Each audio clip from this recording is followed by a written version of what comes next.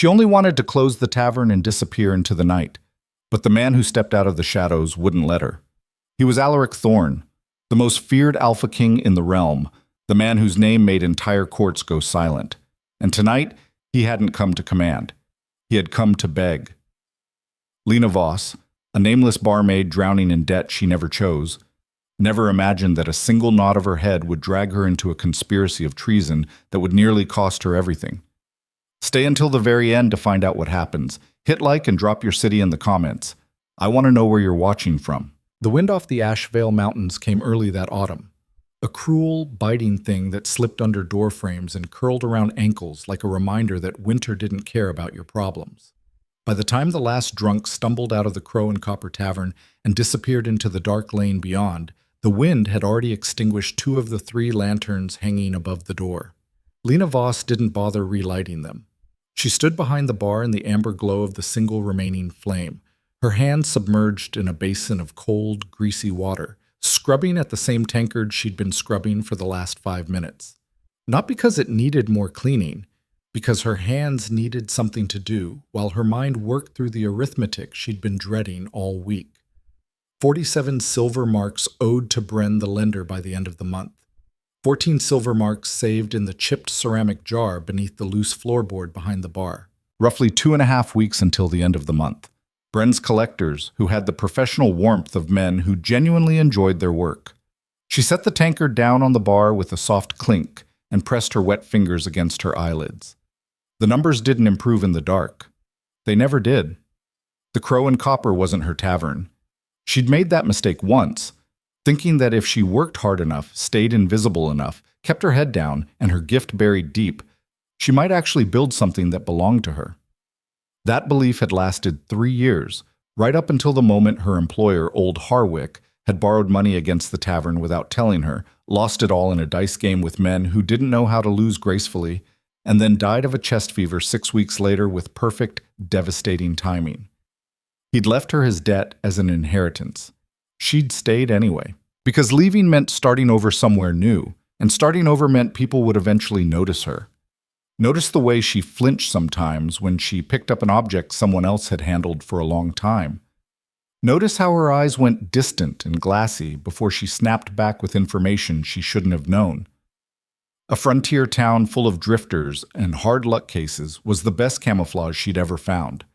Nobody looked too closely at anyone in Asheville's reach. Everyone had their own secrets to keep warm.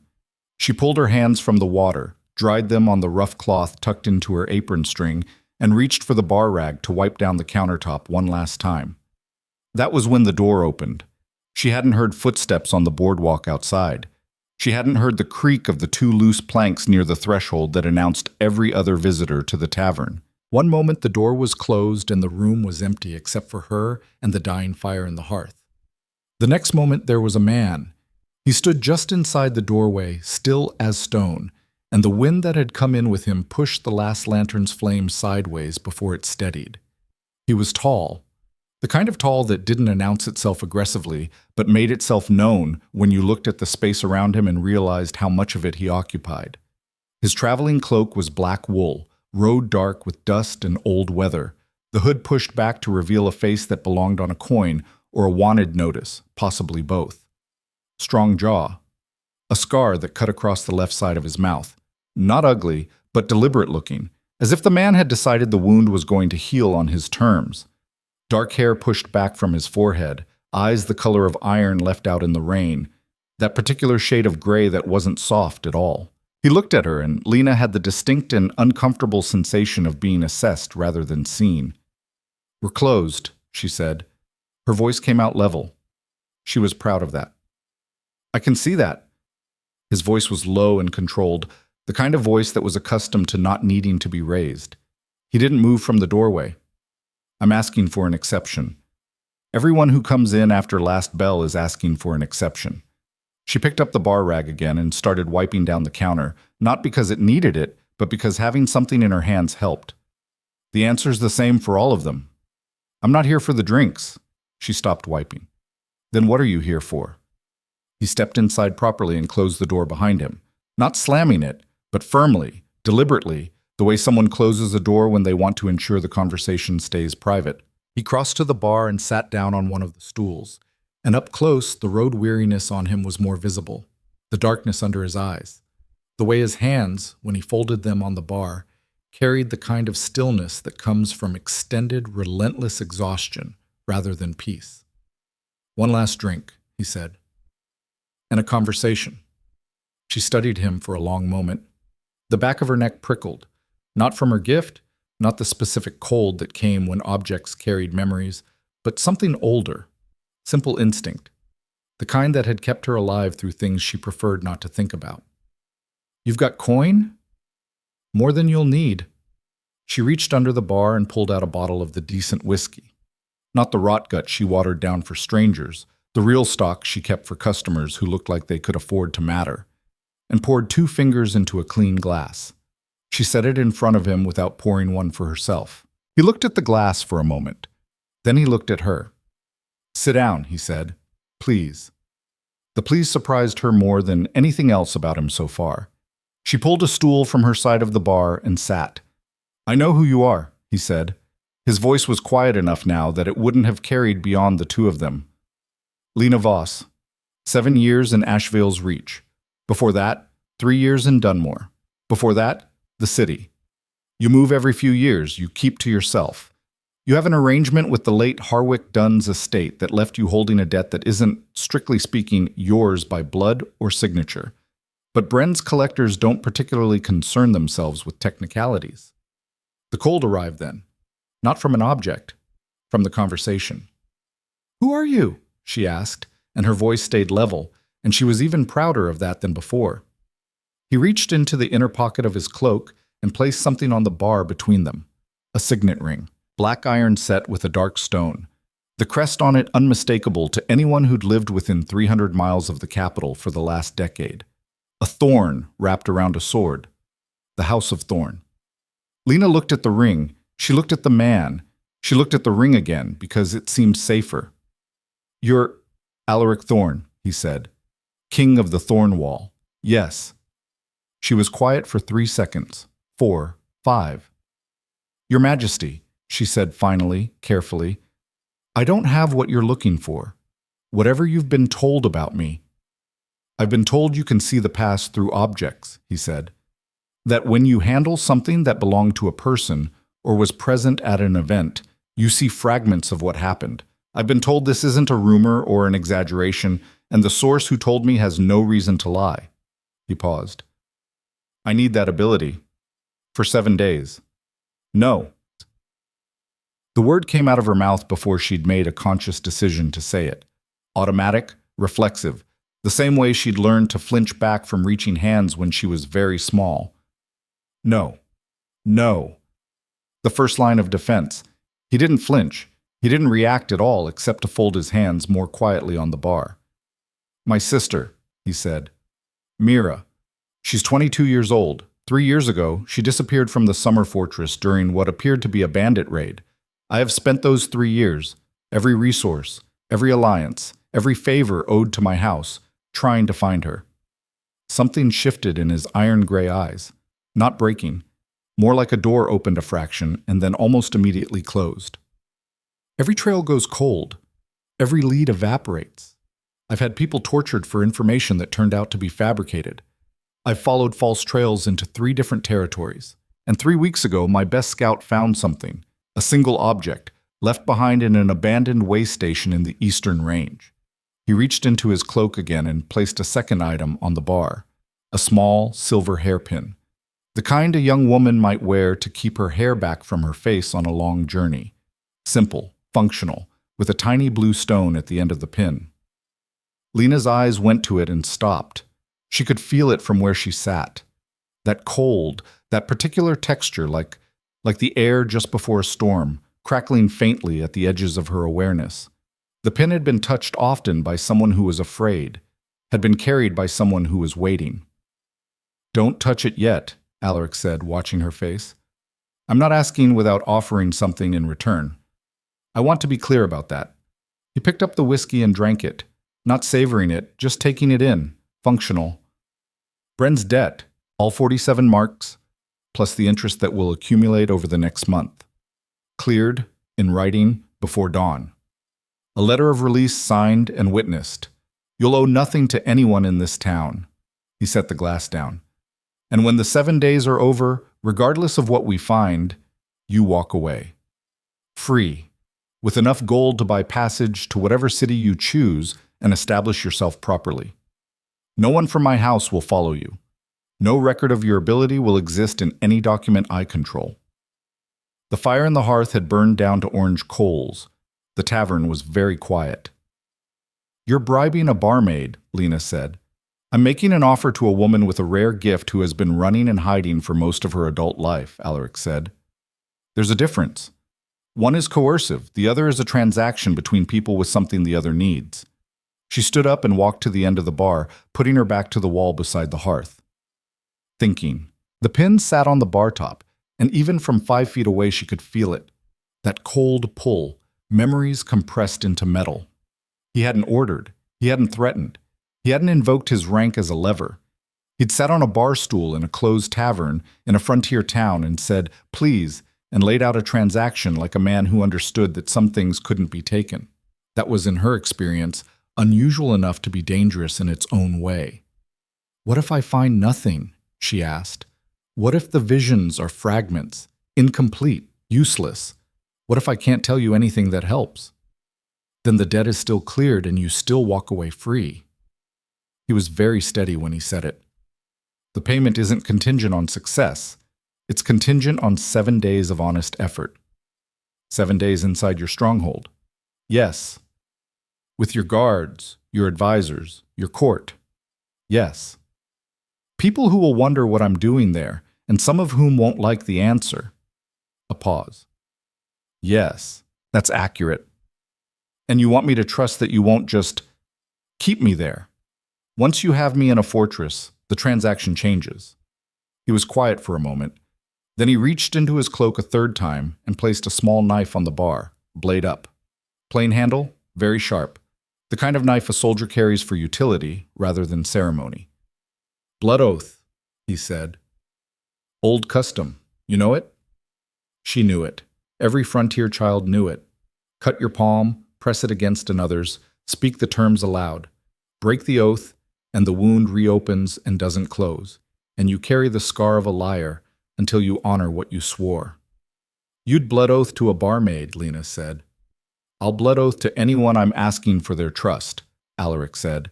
Rank doesn't change the value of a promise. She looked at him for a long time. The coals in the hearth shifted and settled. Then she walked back to the bar, picked up the knife, and held it out to him. Say the terms, she said. He took the knife. His eyes met hers, iron gray and exhausted and holding something behind them that might have been relief or might have been the first real thing she'd seen in him since he walked through the door.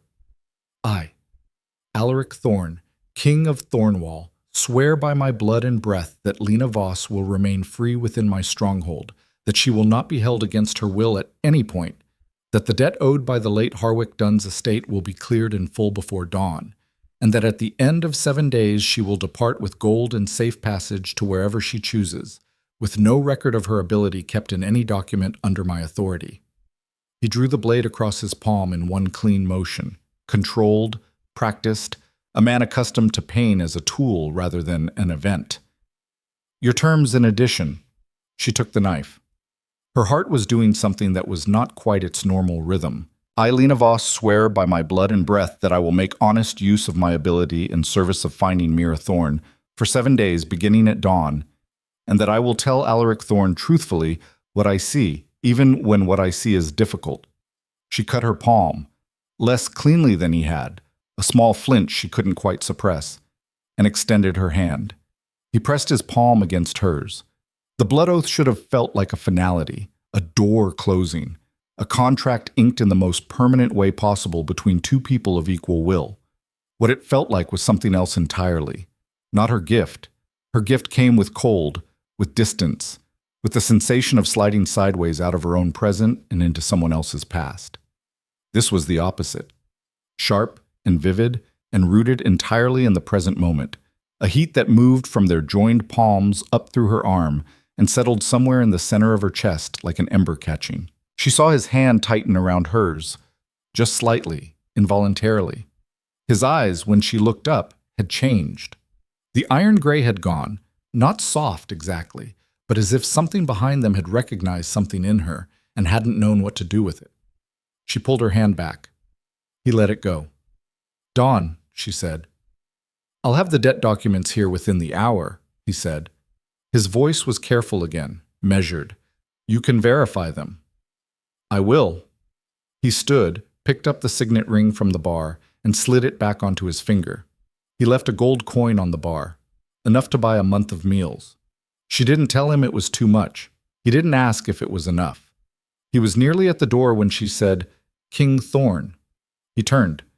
"You said your best scout found the hairpin at an abandoned way station." She looked at him steadily. "Abandoned by whom?" His jaw tightened, just slightly. "That's one of the questions I need answered." She nodded. He left. The door closed behind him without a sound. "I'll take." Lena stood alone in the guttered tavern and pressed her cut palm against the cloth of her apron and tried to understand what she had just done. Through the window, she could see two men moving in the lane outside. Large, careful, the kind of stillness that spoke of military training. His escort, waiting at a distance that had looked like privacy. She was still trying to work through the full shape of it when she remembered the hairpin, still lying on the bar where he'd left it. She picked it up. The cold came immediately. A rushing, drowning cold, like plunging into winter water. And the tavern disappeared. A forest. Night. The smell of pine resin and mud and terror. A young woman, barely more than a girl, dark-haired, quick-eyed, wearing traveling clothes that had once been fine, was running, not panicking, running with intention, counting trees, trying to find landmarks. She was very frightened, but she was also thinking, and the thinking was winning, barely. She stopped, pressed herself against the bark of a massive pine. Voices, two men, moving parallel to her path, not toward her. They hadn't heard her. She pressed herself smaller and held the hairpin in her fist, the small blue stone biting into her palm. A voice, quiet, carrying through the trees like smoke. "The king's men are 2 days behind. Hale says the girl doesn't leave the eastern estate, not until the timing is right." The second voice, "And if the king finds the estate?" A pause. Then, "He won't. Hale's been feeding his scouts the wrong trails for 3 years. He's very thorough." The young woman, Mira, because who else could she be, closed her eyes behind the tree. Her lips moved. She might have been praying. She might have been counting. She pressed the hairpin into the earth at the base of the pine, deliberately, like planting a seed, like leaving a message. Lena came back to the tavern gasping, the hairpin clutched in her fist, her legs hitting the edge of the bar stool hard enough to leave a bruise. She sat there for a moment, breathing. Then she turned the hairpin over in her hands and looked at the tiny blue stone. He's been feeding his scouts the wrong trails for 3 years. Someone inside the stronghold. Someone trusted. She set the pin down on the bar with hands that were almost steady, and she stared at the door Alaric Thorn had walked through, and she understood. In the specific, cold, sinking way that meant something was about to become very complicated, that the 7 days she'd agreed to were going to be a great deal more dangerous than she had calculated. She was also, she realized with some alarm, already thinking about how to tell him, not whether to tell him. The ember in her chest, the one that had lit when their palms met, hadn't gone out. Maut. The debt documents arrived 40 minutes later, delivered by a quiet soldier who waited while she read them twice, asked 2 questions that he answered without impatience, and then left without unnecessary conversation. The documents were exactly as promised. Complete. Witnessed. Stamped with the Thorn seal. 47 silver marks, the accumulated interest. Released in full. She sat with them on the bar and felt something that she hadn't felt in a very long time and didn't quite have a name for. It was somewhere between relief and the specific disorientation of a person who has been braced for a blow for so long that the absence of it is almost harder to navigate than the blow would have been. Free from the debt. Not free. There was still the oath, still the 7 days, still whatever she'd seen in the vision that now sat in her chest like a stone. But free from this. From Bren's collectors. From the arithmetic that never improved. from the trap that hadn't been her trap in the first place. She tucked the documents beneath the loose floorboard with the ceramic jar next to the few things she kept there, a small knife of her own, a handful of letters from people she'd had to leave behind, a pressed sprig of something she'd carried so long she'd forgotten where it came from. Then she went to the small back room where she kept her things and started packing. She didn't own much. That was, she'd always told herself, a kind of freedom. Traveling light. Not accumulating. Never having enough to lose that losing it would be devastating. She folded her extra clothes into the worn leather pack, the good shirt she saved for when she needed to look respectable, the thick wool sweater for cold mornings, the boots with the decent soles she'd saved 3 months to buy, the small medical kit, the knife, the leather journal she kept in a cipher no one else could read. She was tying the pack closed when her hands stopped. She thought about the vision, the forest, Mira's face, terrified and thinking at the same time, the careful way she'd pressed the hairpin into the earth. She left it on purpose, Lena thought. She left it where someone might find it. She planned for the possibility of rescue. 3 years. 3 years in someone's keeping, and the girl was still planning. Lena pulled the pack strap over her shoulder and blew out the last candle. Outside, the wind off the mountains had quieted. The lane was empty in both directions. She stood on the boardwalk of the Crow and Copper Tavern for a moment, breathing the cold pre-dawn air, looking up at the sky where stars were just beginning to fade. Somewhere up in those mountains, a young woman had been waiting for 3 years. And somewhere in a fortress that Lena was riding toward before sunrise, a man who had spent 3 years following wrong trails, fed to him deliberately, carefully, by someone he trusted, was finally, for the first time, going in the right direction. She walked toward the light at the end of the lane where his escort waited with horses. The ember in her chest burned steadily.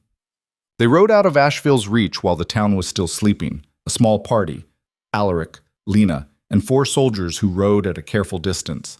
Not enough to be a procession, too deliberate to be anything but exactly what it was. Nobody spoke much. The horses found the mountain road by habit, and the gray pre-dawn light spread slowly across the peaks above. Lena rode with her hands careful on the reins and her pack secured behind her saddle, and she thought about what she'd seen. Hale says the girl doesn't leave the eastern estate. She thought about the name. Hale. She turned it over like an object in her hands, testing its weight, looking for edges. She thought about the vision's other detail, feeding his scouts the wrong trails for 3 years. Not a random traitor, not a recent betrayal. Someone who had been embedded in the search from the beginning. Someone who had shaped every failed lead, who had known where the king's scouts were going and made sure they arrived at useful emptiness. Someone with access to the king's intelligence. Someone trusted enough to be in those briefings. The sun came up as they cleared the last of the lower pass, throwing golden shadow across the stone face of the mountain. Alaric rode ahead of her by a length, his posture straight even under the obvious exhaustion, and she watched him from behind and thought about what it meant to spend 3 years walking into walls that had been constructed specifically to stop you.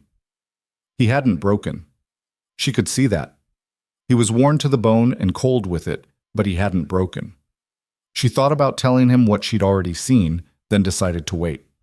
Not because she was hiding it, the oath bound her to honesty, and she meant it, but because she needed to see it again, more carefully, under better conditions. She'd been startled by the vision in the tavern, pulled in without preparation. She needed time with the pin and with other objects, needed to see the edges of what the visions could show her before she started building a case from them. She needed to be sure. "You're thinking very loudly," Alaric said, without turning around. Lena blinked. "I didn't say anything."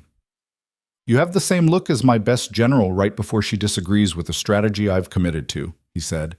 A very focused kind of silence. Despite everything, the corner of her mouth moved. "I'm processing," she said. He pulled his horse back until he was level with her. Up here in the mountain light, travel-worn and day-lit, he looked less like a coin or a wanted notice and more like a person. Lines at the corners of his eyes, the scar at his mouth, the gray in his dark hair at his temples that she hadn't noticed in the tavern. "The pin," he said. It wasn't a question. "I touched it before you left," she said. "I should have told you immediately. I was startled by what I saw." He waited. "I saw your sister," she said. Running. In a forest, at night. I couldn't identify the location. She was hiding from two men who were talking. She paused, choosing her words. They mentioned a name and an estate. He was completely still. What name? She said it plainly, watching his face. Hale. The stillness became something different, a shard of ice entering warm water, everything crystallizing around it. Lord Varick Hale, he said. I don't know his title, just the name. He looked at the road ahead. His hands on the reins didn't change. Nothing about his posture changed. But something behind his eyes went through a sequence of expressions too quickly for her to fully read. Recognition, then calculation, then a cold, quiet fury that settled under his face like bedrock. He's been at every strategy briefing for 3 years, Alaric said, his voice very quiet. He was the one who suggested we concentrate the search in the Northern Territories last winter. Where the trails went cold. Where every trail went cold. A pause. He was one of 3 people who knew about Mira's route to the summer fortress. They rode in silence for a long moment. I need to be sure, Lena said. One fragment of a vision isn't enough. I need more objects, more time. I need to build something that holds together completely before you move on it. Because if you move on a man like that too early, with insufficient evidence and he's prepared for it, he'll destroy the proof and disappear, Alaric said. And Mira disappears with him. Yes. He was quiet for the length of a long breath. 4 days, he said finally. Can you build a case in 4 days?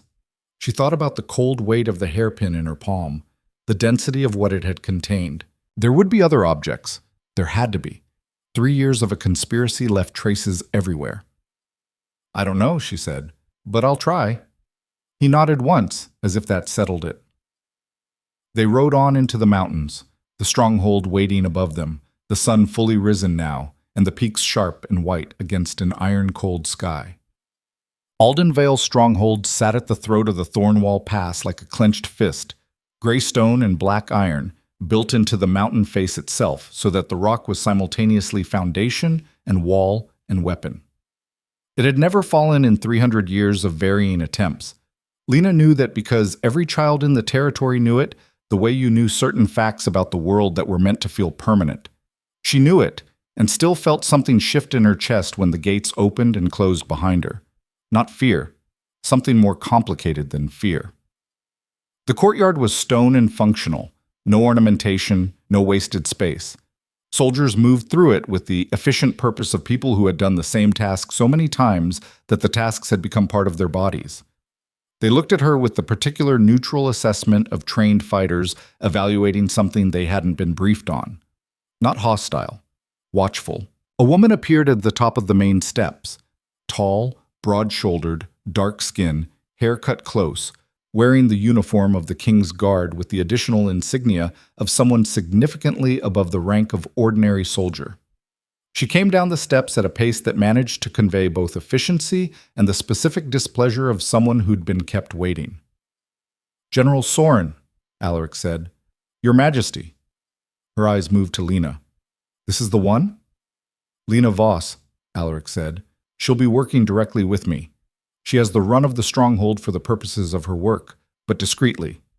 I don't want questions about her role from the general staff, and I don't want Hale's people to know she's here. Soren's expression shifted in a way that suggested she had questions and was choosing not to ask them yet.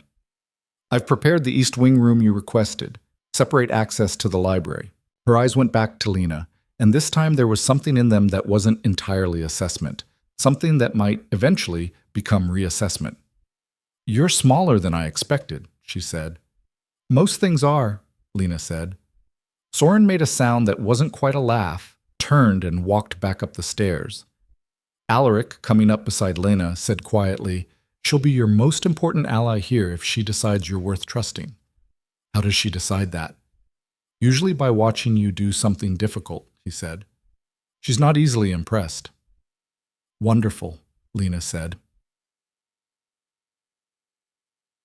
The East Wing room was small and cold and perfect. Stone walls, a fireplace that actually drew well, a wooden table broad enough to spread things across, Good light from a window that looked down into the secondary courtyard rather than the main approach. A bed with decent blankets. A lock on the door. A place that could be defended if it came to that. Lena set her pack on the bed and stood in the middle of the room for a moment, doing the old calculation. Exits, angles, what she could hear from the corridor. Then she took the hairpin out of her pocket and set it on the table, and sat in the chair beside the fire, and let herself breathe. She was inside the fortress. The oath was active. The debt was clear.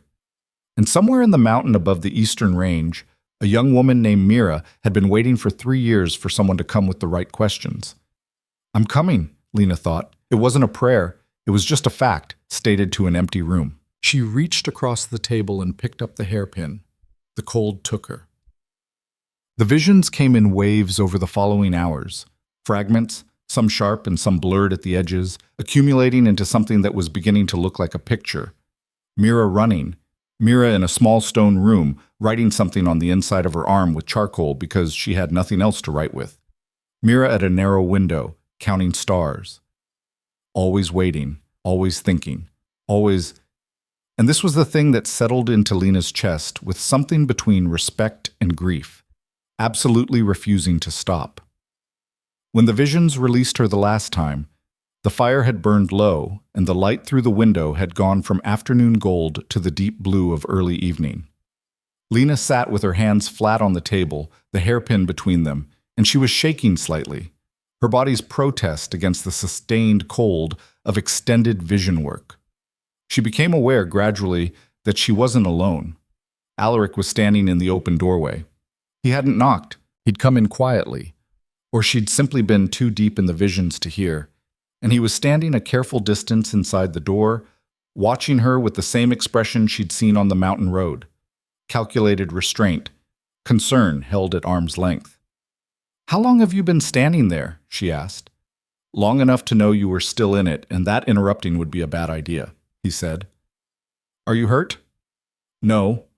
She looked at her hands, which were still trembling faintly. "It's just the cold. It passes." He crossed to the hearth and added wood to the fire without being asked. Economically, practically, the way someone does it who grew up with fireplaces rather than servants who maintained them. He was good at that, she was noticing, moving in a room without taking up more space than he needed. "Did you see anything new?" "I saw a lot of things." She pressed her hands together, warming them. "Your sister is being held in a stone room to us, Eastern Range. You were right about that. She's alive. She stopped, because the right word mattered. She's intact. Everything they've tried to do to break her hasn't worked." Something crossed his face then. The door opened fully for just a moment, and what was behind it was not a king's composure or a soldier's control. It was just a brother, and 3 years of not knowing, and the answer to the specific nightmare that had kept him from sleeping. He pressed the heel of his hand briefly against his mouth, just for a moment. Then the door closed. "There's more," she said gently. "Tell me." She told him. All of it. The 2 men in the forest, the name Hale, the reference to the Eastern estate, the visions of Mira writing on her skin, keeping records of everything she'd seen and overheard in the only archive she had access to. The fragments that showed her, dimly, the shape of the plan, the princess held in patience, the king's resources spent on false trails, the long, patient architecture of a coup being built piece by piece. He listened without interrupting. His face was very still. "He's been one of my most trusted advisors since my father's reign," Alaric said when she finished. "He was at Mira's naming ceremony. He stood beside me at my coronation." A pause. "He suggested the Northern Search strategy. I followed it for 8 months." "I know. How long has he been planning this?" "I don't know yet. I need more objects. I need something that Hale himself has touched, or something that was in the estate." She looked at him steadily. "Do you have anything like that?" He was quiet for a moment, then, "Hale gave me a map 4 months ago, a new survey of the Eastern Territories. I have it in my study." "That would work," she said. He looked at the hairpin on the table between them. "Does it hurt?" he asked. "The visions." It was such a direct question asked with such uncomplicated concern that she was briefly unprepared for it. Nobody had ever asked her that. The people in her life who had known about her gift had either feared it or wanted to use it. This was the first time anyone had asked about the cost. "The cold does," she said honestly, "and sometimes the things I see they stay with me in a way that other memories don't. They're more vivid, more present." She paused. "I've seen a lot of terrible things." "I'm asking you to see more," he said. "I know, that's the agreement." He looked at her for a long moment. The firelight had warmed the room considerably, and in it his gray eyes were less iron and more, something with more depth, like water over stone. "I'm sorry," he said, "for the things you're going to have to carry from this." The ember in her chest, banked and steady since the oath in the tavern, caught a little more light. "Get me the map," she said, "and then sleep. You look like a man who hasn't slept properly in 3 years." Something crossed his face that might, in a different person in a different moment, have been a smile. "Close to that, yes." "Then sleep. I'll still be here in the morning." He left without argument. Lena turned back to the fire and thought about Mira's dark eyes in the visions, patient and furious and alive, and she reached for the hairpin, and the cold took her again, and she went willingly. She was still at the table when dawn broke gray and cold over the stronghold. Outside her window, the mountain was very still. Inside her, something had shifted, something that had been moving in one direction for 7 years and was now, quietly, beginning to consider turning around. Freedom, she had always believed, was an open road, a door without a lock, the absence of anything that could hold her. Sitting in the cold firelight, the hairpin between her palms, she began to wonder if she'd been measuring freedom wrong. But that was a thought for another time. For now there was a map to read, a conspiracy to trace, and a young woman in a stone room in the eastern mountains who had been waiting long enough. Lena Voss pressed her hands flat on the table, breathed in the cold mountain air coming through the window's gap, and got back to work. The map was large, a full survey of the Eastern Territories, drawn on heavy vellum in precise ink, the kind of cartographic work that took months and cost significant money. Alaric had left it rolled on the table in Lena's room sometime before dawn, along with a note in a clean, direct hand. From Hale. 4 months ago. Take what you need from it. No preamble, no instruction about how she should proceed. She appreciated that. She ate breakfast first, bread and hard cheese and something hot from the kitchen that one of Alaric's soldiers had brought without being asked, which told her that the king had left instructions about her care as well as the map. Then she sat with her hands around the warm cup and looked at the rolled vellum and prepared herself the way she always prepared herself before deliberate contact with a strong object. 3 breaths. Shoulders down. The cold was coming regardless. Better to go into it steady than to be pulled under sideways. She unrolled the map with her bare hands. The cold arrived differently this time. Not the rushing, drowning sensation of being surprised by the hairpin. This was more gradual, a tide rather than a wave, the object's memories pressing against her more slowly because the map had been handled by multiple people and the impressions layered over each other in a way that took time to separate. She let herself go under. The first image was bureaucratic and unhelpful. A cartographer's workroom, ink-stained fingers, lamplight, the quiet concentration of skilled technical labor. She pushed past it. The second image sharpened. A study. Night. 2 men seated across a table from each other, the map between them. One man she didn't recognize, older, heavy-set, with the careful posture of someone who had spent decades being important. The other was younger, with a lean face and pale eyes, and the kind of stillness that Lena associated, from long experience, with people who were always listening even when they appeared to be talking. She didn't need anyone to tell her the second man was Varric Hale, the way the first man deferred to him.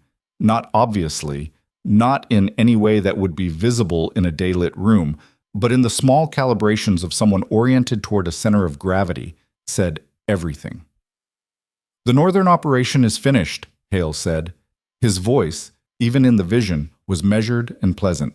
A dinner party voice, a voice for persuading and reassuring. 3 months of the king's best people chasing shadows in the Veldrun range. The scouts are exhausted. The morale is suffering. When I present this eastern survey, he'll redirect the entire search apparatus. The older man looked at the map. And if he finds something in the east? He'll find what I've arranged for him to find. A pause. The girl stays where she is. She's been cooperative.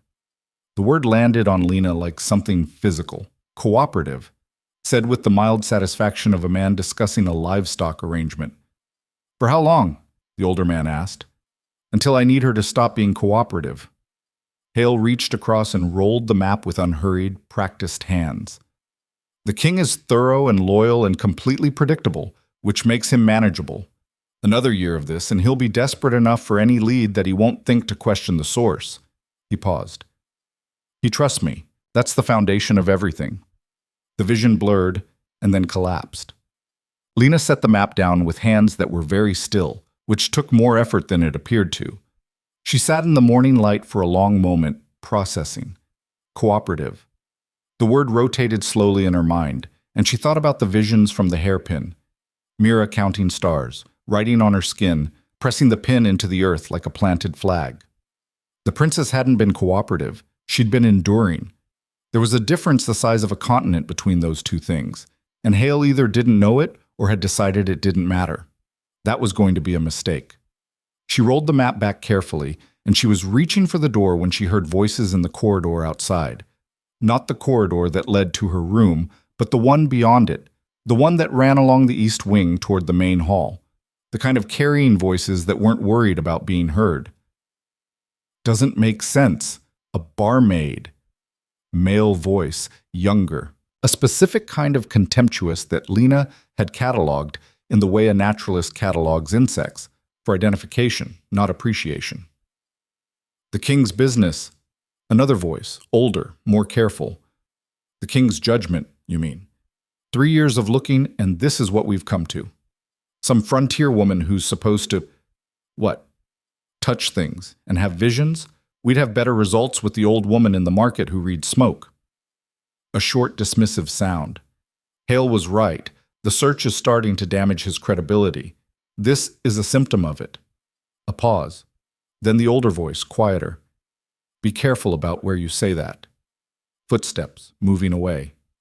Lena stood in the corridor with her hand still raised toward her doorknob, and she was aware of two things simultaneously. The sting of it, which she hadn't entirely expected because she'd thought she was past being stung by that variety of assessment, and the more important information contained in the last two sentences. Hale was right. One of the men in that corridor was reporting back to Varric Hale. She went to find Alaric. She found him in the war room, which was exactly what it sounded like. A long stone chamber with a central table covered in maps and dispatches, lit by high windows and smelling of old paper, and the specific tension of people who had been making difficult decisions in the same space for a long time.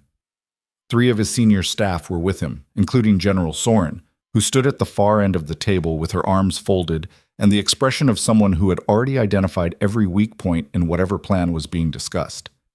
They all looked up when Lena came in.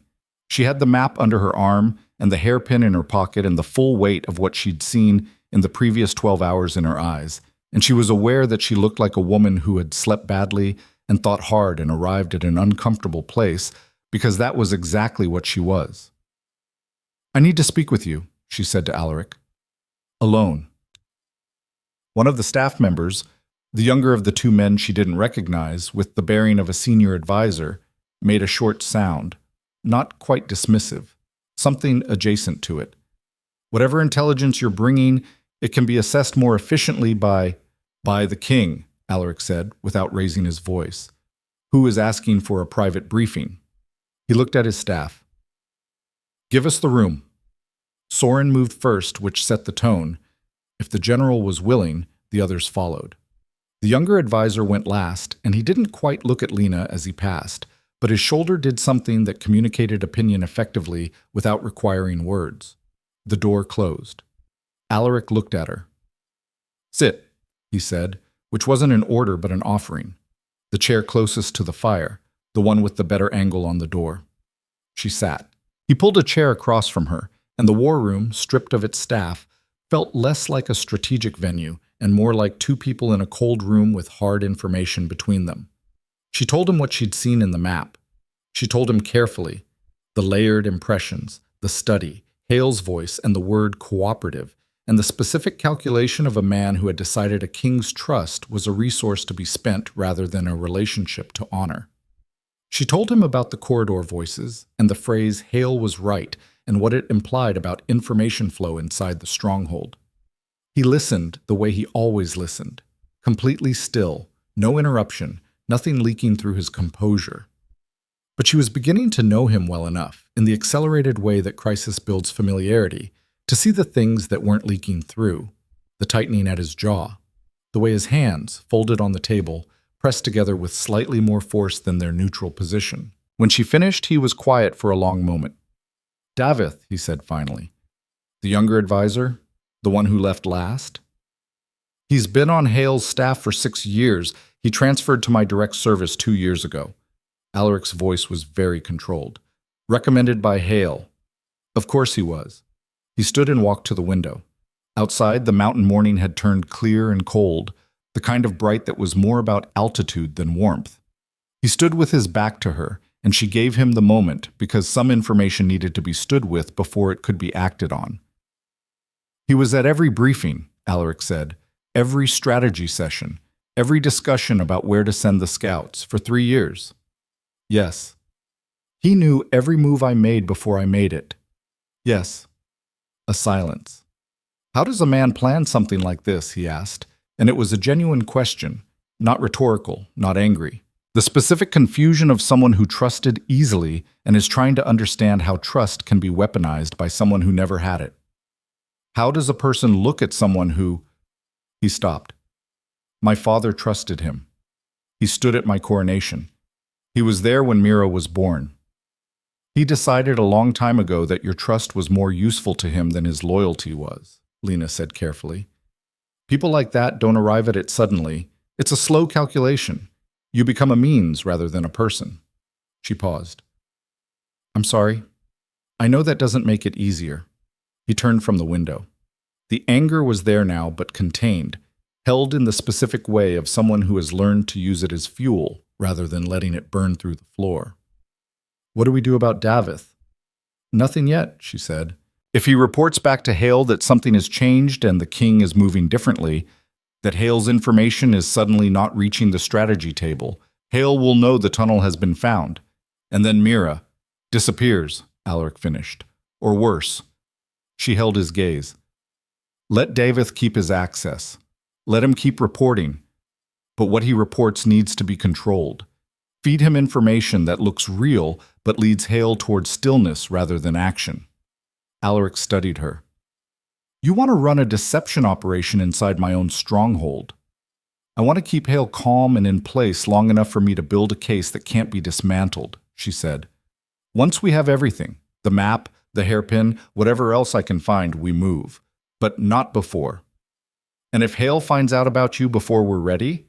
The question hung in the cold air of the war room. "He probably already knows someone new is here," she said. Davith would have reported that.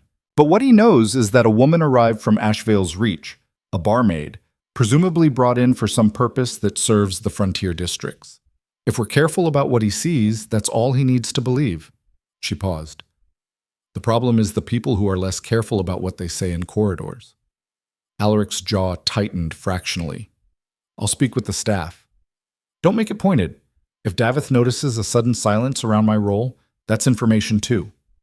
He looked at her for a long moment, and she could see him recalibrating, not adjusting his assessment of the situation, but adjusting something in the way he was looking at her. She was used to being underestimated. She was not used to being watched by someone who was actively revising upward in real time. "You've done this before," he said. It was not a question. "Survival teaches a specific curriculum," she said. He nodded once, and the plan was set. No. The next 2 days moved at 2 speeds simultaneously. On the surface, the stronghold ran normally, soldiers drilling in the lower yard, advisors moving through corridors with the usual cargo of papers and purposes, the machinery of governance turning in its accustomed grooves. Lena was visible at meals, quiet, unremarkable, occupying the seat at the lower end of the hall table that said present but peripheral. She asked no questions that would be reported as pointed. She made no requests that would be remembered. Below the surface, she worked. Alaric brought her objects quietly, late in the evenings, after the official business of the day had closed and the corridors thinned. A leather glove found in an eastern way station. One of his scouts had brought it back months ago without knowing its significance. A sealed letter that had passed through Hale's hands before reaching Alaric, the wax broken and resealed so carefully that only a man who knew it had been opened would notice. A piece of a torn document found in the ash of a fireplace in a compromised safe house in the eastern range. Each object gave her more. The glove was the worst. It had been worn by one of Hale's men in the early days of the kidnapping, and what she saw through it was cold and specific and made her sit for a long time afterward with her back pressed against the wall and her eyes closed, breathing through it. Not the violence of the actual abduction, which was mercifully blurred, but the planning before it. The clinical discussion of timing, the careful mapping of Mira's route, the deliberate construction of a scene that would look like bandits. Nothing left to chance. The letter was more useful. Fragments of Hale's own thinking, encoded in formal language but readable if you knew the architecture of his deception, which she was beginning to, building a map of his logic from the inside out. By the evening of the second day, she had enough. She spread what she had across the table in Alaric's private study. Not the war room, where David had access, but the smaller room behind it that only Alaric and Soren used, and she walked them both through it. The hairpin, the map, the glove, and the letter, and the ash-torn document. Each object a note, together a chord. Soren stood with her arms folded for the first 20 minutes of the presentation. By the end, she was leaning forward with her hands on the table, looking at the assembled evidence with the expression of a general who has just been given clean lines of sight to a target she has been trying to find for a very long time. The Eastern Estate, Soren said. I know it. Hale inherited it from his father. It's been considered inactive for years. Skeleton staff. Off the standard patrol rotation. She looked at Alaric. We let it fall off the patrol rotation 4 years ago. Hale argued it was wasting resources. Because he was getting ready to use it, Alaric said. Because he was already using it, Lena said. Mira has been there for at least 2 years based on what I've seen. A silence in the study. We need to move, Soren said. Now that we know, we need to move correctly, Lena said. Both of them looked at her. If we ride out with a full force, Hale's people here send word ahead within the hour. There are riders faster than an army.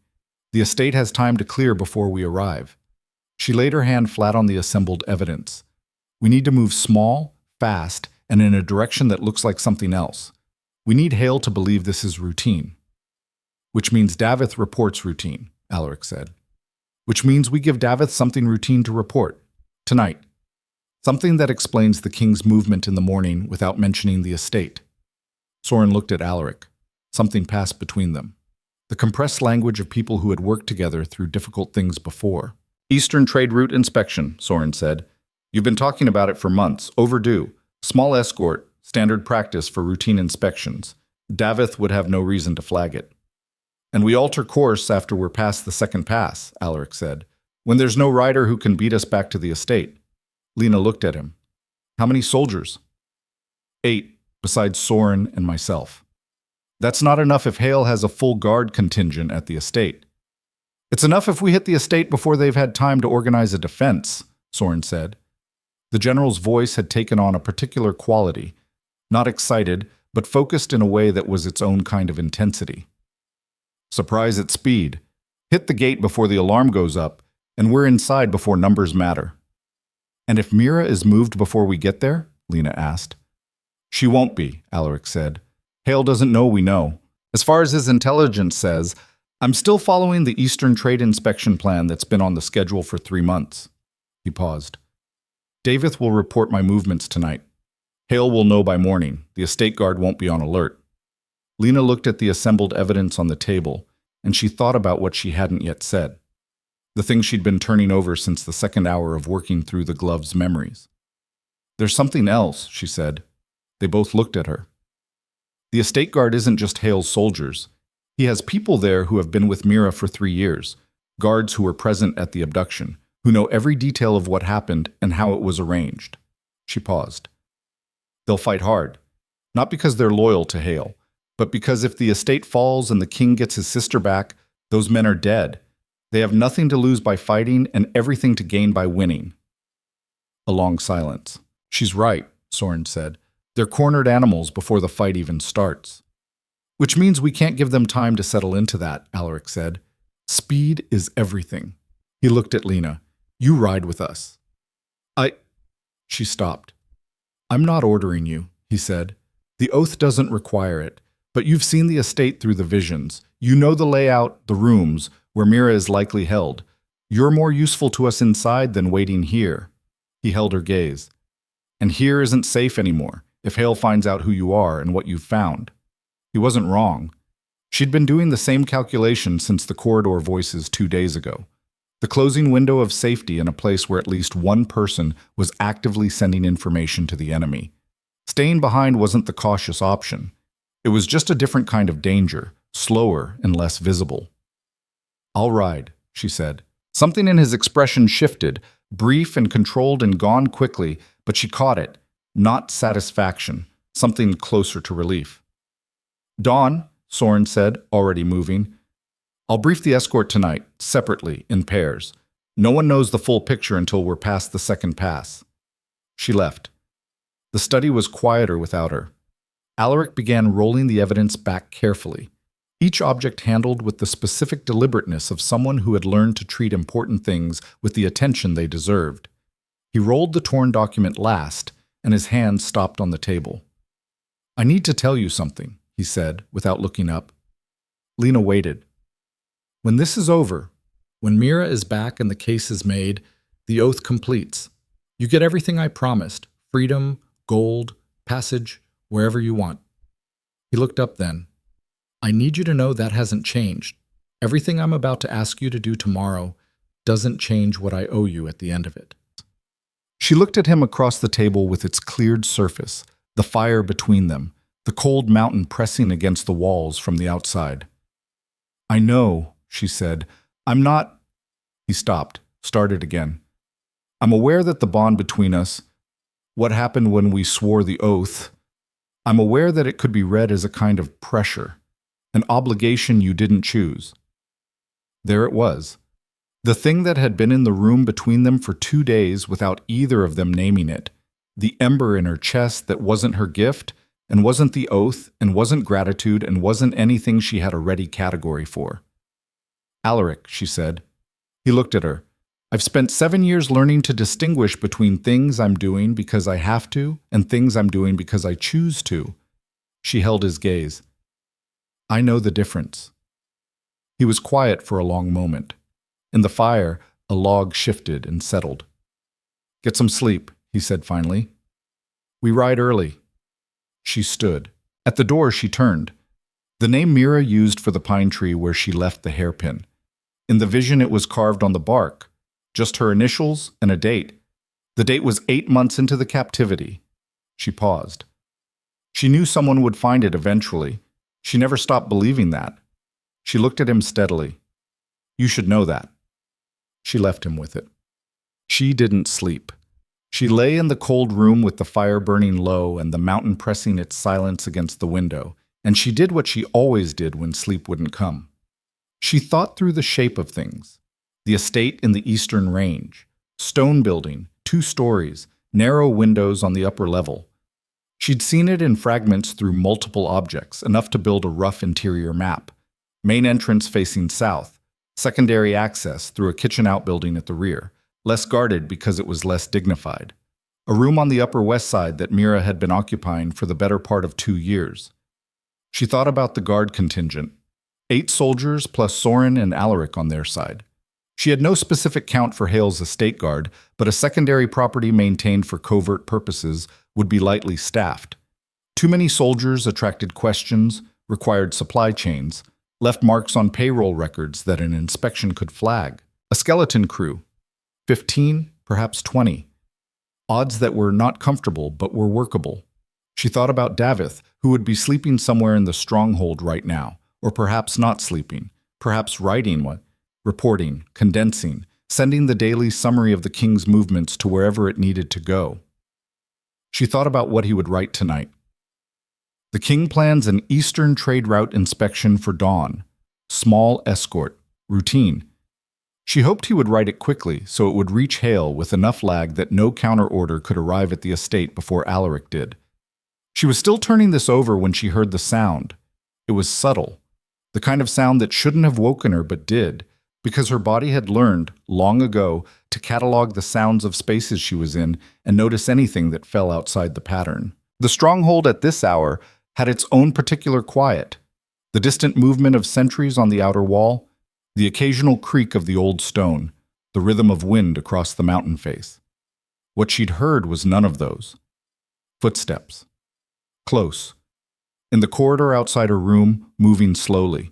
She was on her feet before the thought was fully formed, the small knife from her pack already in her hand, the motion so automatic that she was standing at the far side of the room with her back against the wall before she'd made a conscious decision to do it. The footsteps stopped outside her door. A pause.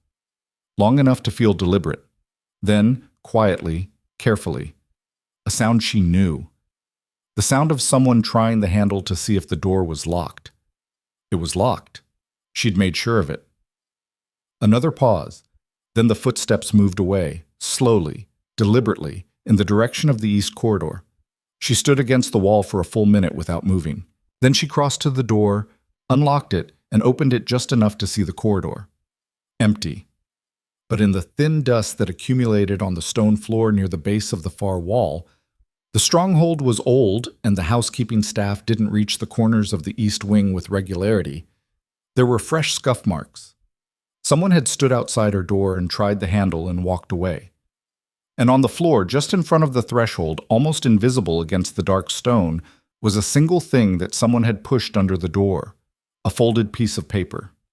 She picked it up. Inside, in a neat, careful hand that was not Alaric's and not Soren's, he knows about the barmaid. Leave tonight if you're wise. No signature. She stood in the doorway of her room in the middle of the night in a stone fortress in the mountains, holding a warning from a source she couldn't identify. And she thought about the road south. She thought about the documents clearing her debt. She thought about the gold Alaric had promised at the end of 7 days, and passage to any city she chose, and the open road she'd been measuring herself against for 7 years. She could leave. The oath was for 7 days, and she had delivered more in 2 days than most people managed in 7. She'd found the name, the location, the shape of the conspiracy. She'd given Alaric everything he needed to move. She could leave, and she would not, by her own definition, have broken anything. She read the note again. She thought about Mira's initials carved into the bark of a pine tree. She thought about the ember in her chest. She folded the note carefully and put it in the inner pocket of her coat, next to the hairpin, next to the things she kept closest. Then she went back into her room, sat at the table, and spent the remaining hours until dawn going through everything she'd seen in every object, one more time, looking for anything she might have missed. She found one thing she had missed, a fragment from the leather glove, something she'd moved past in the first examination because it had seemed like background noise. A detail about the estate's secondary entrance, the kitchen outbuilding, and a route from there to the upper west room that bypassed the main hall entirely. She drew it on a piece of paper in careful lines. The route into the building without announcing themselves at the front gate. When dawn came gray and cold through the window, she was dressed and packed and waiting, the drawn map folded in her coat pocket beside the warning note. And she was ready. Soren's briefing to the escort was short and exact. 8 soldiers chosen with the specific care of someone who had spent years distinguishing between loyalty to a king and loyalty to a paymaster. Veterans who had served in the field, who had no professional connection to Hale's network, who had been kept deliberately outside the intelligence loop that Davith fed.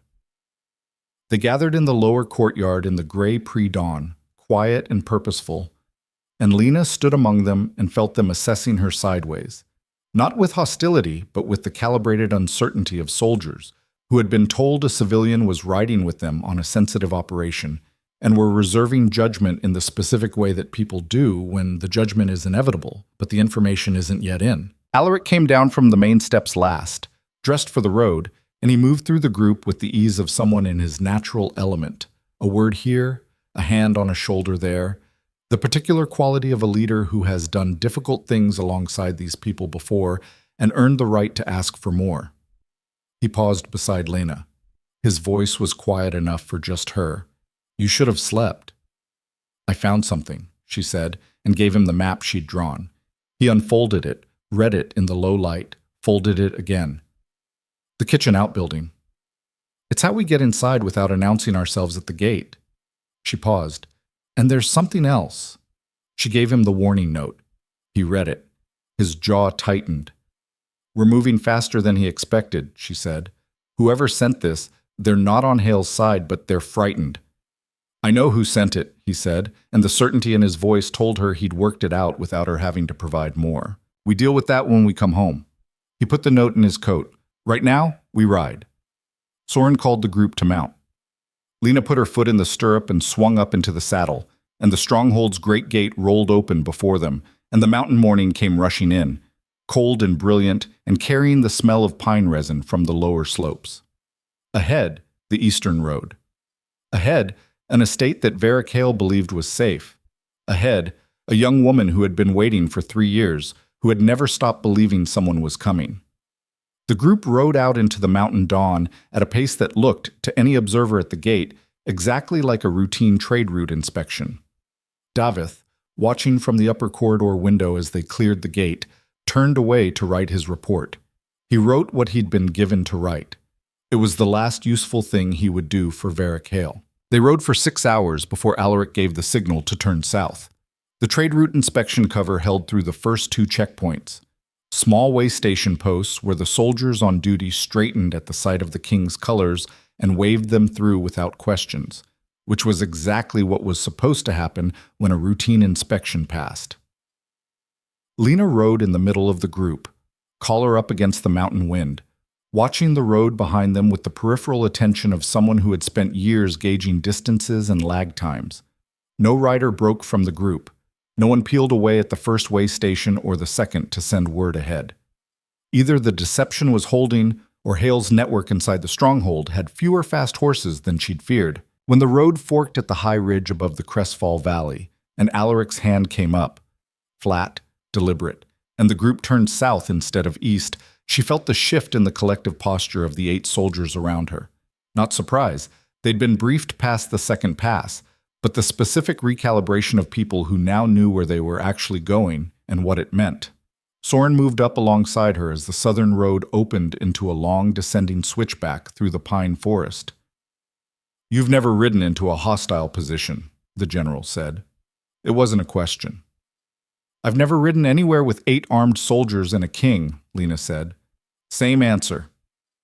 Soren's eyes moved across the terrain ahead with the automatic scan of long practice. When we enter the estate grounds, you stay behind the main line until I tell you otherwise. If the fighting starts before we reach the upper level, you do not stop to help anyone, including the king. You go for the west room and you get the princess out. That's your only objective. And if the west room is locked? Soren reached into her saddle pack and produced a short iron tool with a flattened end. It won't be after you use this. Lena took it. The metal was cold and functional and carried no memories. Newly made, handled only by Soren, who apparently planned for most things. She tucked it into her coat. You're more prepared for this than I expected, Lena said. I've been trying to find that girl for 3 years, Soren said, and something in the general's voice moved under the surface of her professional composure like something large shifting under ice. I was her personal guard for 2 years before she was taken. I chose the escort for that journey to the summer fortress. A pause. I was the one who told the king it was safe. The road descended through the pine forest, hoofbeats quiet on the needle-covered ground, and Lena understood several things at once.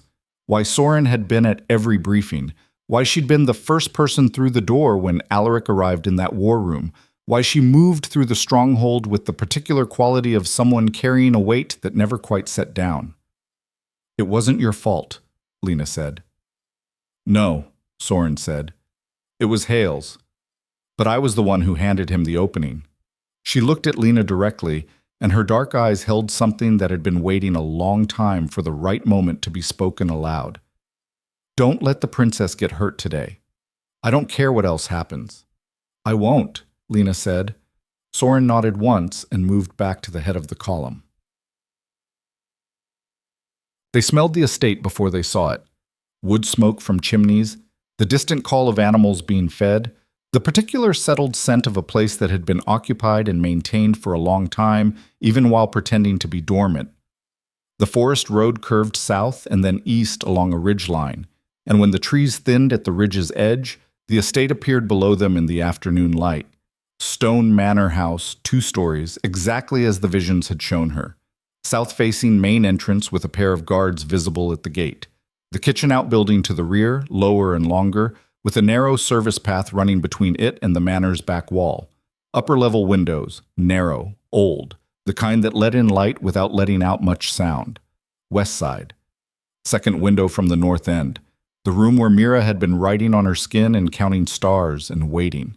Alaric pulled his horse up beside Lena at the ridge's edge and looked at the estate without speaking for a long moment. She watched his face, not his expression, which gave her nothing, but his eyes, which gave her the specific weight of a man standing at the end of 3 years. "How many guards can you see?" she asked quietly. 2 at the gate, 1 at the kitchen outbuilding, 1 on the upper walkway.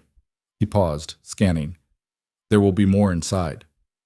The vision showed a common room on the ground floor, east side, near the main entrance. That's where the off-duty contingent would be. Which means hitting the kitchen entrance before they can organize from the common room. "Yes." She turned to him. "You need to trust the rear approach completely.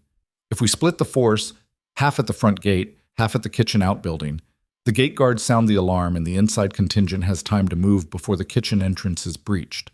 You want to go in entirely from the rear?" "I want to go in from the direction they're not watching." She held his gaze. "The gate guards are there to look official, not to stop a determined assault. Their response time if the alarm goes up from the front is measured in seconds. But if we're already through the kitchen entrance before anyone knows we're on the property, we're inside before they can organize a defense." He looked at her for a moment. "You think like a soldier. I think like someone who's spent a long time going through doors other people didn't know were there," she said. He turned to Soren, who had been listening with the specific patience of someone who has already reached the same conclusion and is waiting for others to arrive at it. A glance passed between them. "Kitchen entrance," Soren said. "We go in hard and fast. No one stops until we have the upper level." The group adjusted without ceremony, the compression of trained people receiving a change of plan and recalibrating in the space of a breath. They moved off the ridge line and into the trees on the eastern approach, dropping below the sight line of the walkway guard, and the estate disappeared from view as they began the descent. Lena pressed her hand briefly to the coat pocket, where the iron tool sat beside the hairpin, and she breathed, and she thought about Mira's window. "I'm coming," she thought again. "We're almost there." The kitchen guard didn't hear them until Soren was 3 feet away. He was young, younger than Lena had expected, and he had the specific distraction of someone performing a routine he'd performed hundreds of times, his attention already on the end of his shift rather than the beginning of something he hadn't anticipated. He turned toward the sound of boots on the service path and had exactly enough time to register that something was wrong before Soren hit him with the controlled efficiency of someone who had resolved to make this as clean as possible and had. He went down without a sound. The kitchen entrance was an old wooden door, heavy but unlocked.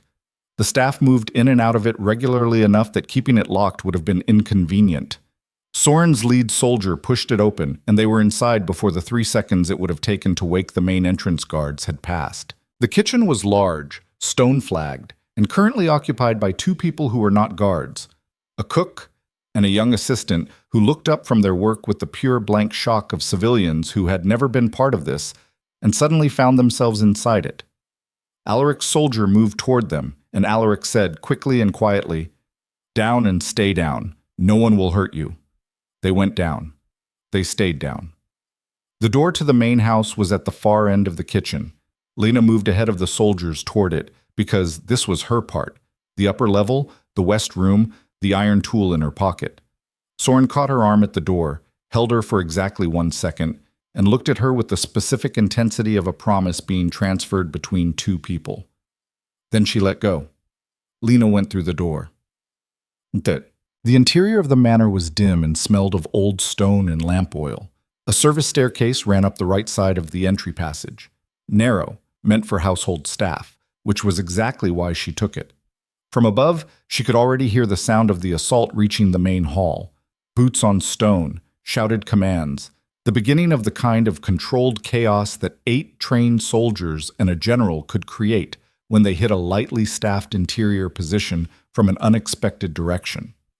She went up the stairs fast and quiet, the iron tool already in her hand. The upper corridor ran north to south, 4 doors on the west side. She counted from the north end as she came up. 1, 2. Second from the north. She was at the door in 8 steps and had the iron tool in the gap of the lock before she'd fully caught her breath. The lock was an old design, simple iron tongue, the kind that yielded to the right application of lateral pressure. She'd opened harder ones in colder circumstances with less preparation. She felt it give, the metal tongue sliding back, and she pushed the door open. The room was small. Stone walls, 1 narrow window with afternoon light coming through it at a low angle, a narrow bed, a plain table, a single chair. The kind of room that was maintained for the appearance of adequacy without any concern for the person inside it. And the person inside it was standing in the middle of the floor with her back against the far wall, a ceramic water pitcher raised in both hands, ready to throw it at whoever had come through the door. Mira Thorne was smaller than the visions had made her feel. She was 22 years old, and she looked it. And she looked also like someone who had been careful and frightened and furious and disciplined for 3 consecutive years and had arrived at a state of being that was all of those things distilled into a very quiet readiness. Her dark hair was pulled back from her face. Her eyes, which were the same iron gray as her brother's, but with less of the controlled distance, moved across Lena in a single rapid assessment. The pitcher didn't lower. "Who are you?" Mira said. Her voice was steady, steadier than most people's would be. "My name is Lena Voss," Lena said. "I'm here with your brother." A silence. Something moved through Mira's face, not crumbling, not releasing, but a single crack in a long-held surface. The pitcher came down slowly. "Alaric is here," Mira said. "Downstairs. Right now, very busy." From below, the sound of the fight in the main hall was audible, controlled, sharp, moving toward resolution rather than escalation. "We need to move. Can you walk?" "I can run," Mira said, with a specificity that suggested she had thought about this moment and what she would say in it. She set the pitcher on the table and looked at Lena with those iron gray eyes. "You came through this kitchen entrance?" "Yes." "I watched that approach for 2 years," Mira said. "I knew if anyone was coming with real information, that was the way." She paused. "How did you know?" "Long story," Lena said. "Walk first." Mira moved toward the door with the controlled speed of someone who had been waiting for this instruction for a very long time and had rehearsed what came after it extensively. At the threshold, she stopped and turned back, went to the table, reached under the edge of the mattress, and pulled out something that Lena couldn't immediately identify. A folded piece of cloth, dark, wrapped around something flat and rigid. "I need to bring this," Mira said. "What is it?" Mira met her eyes.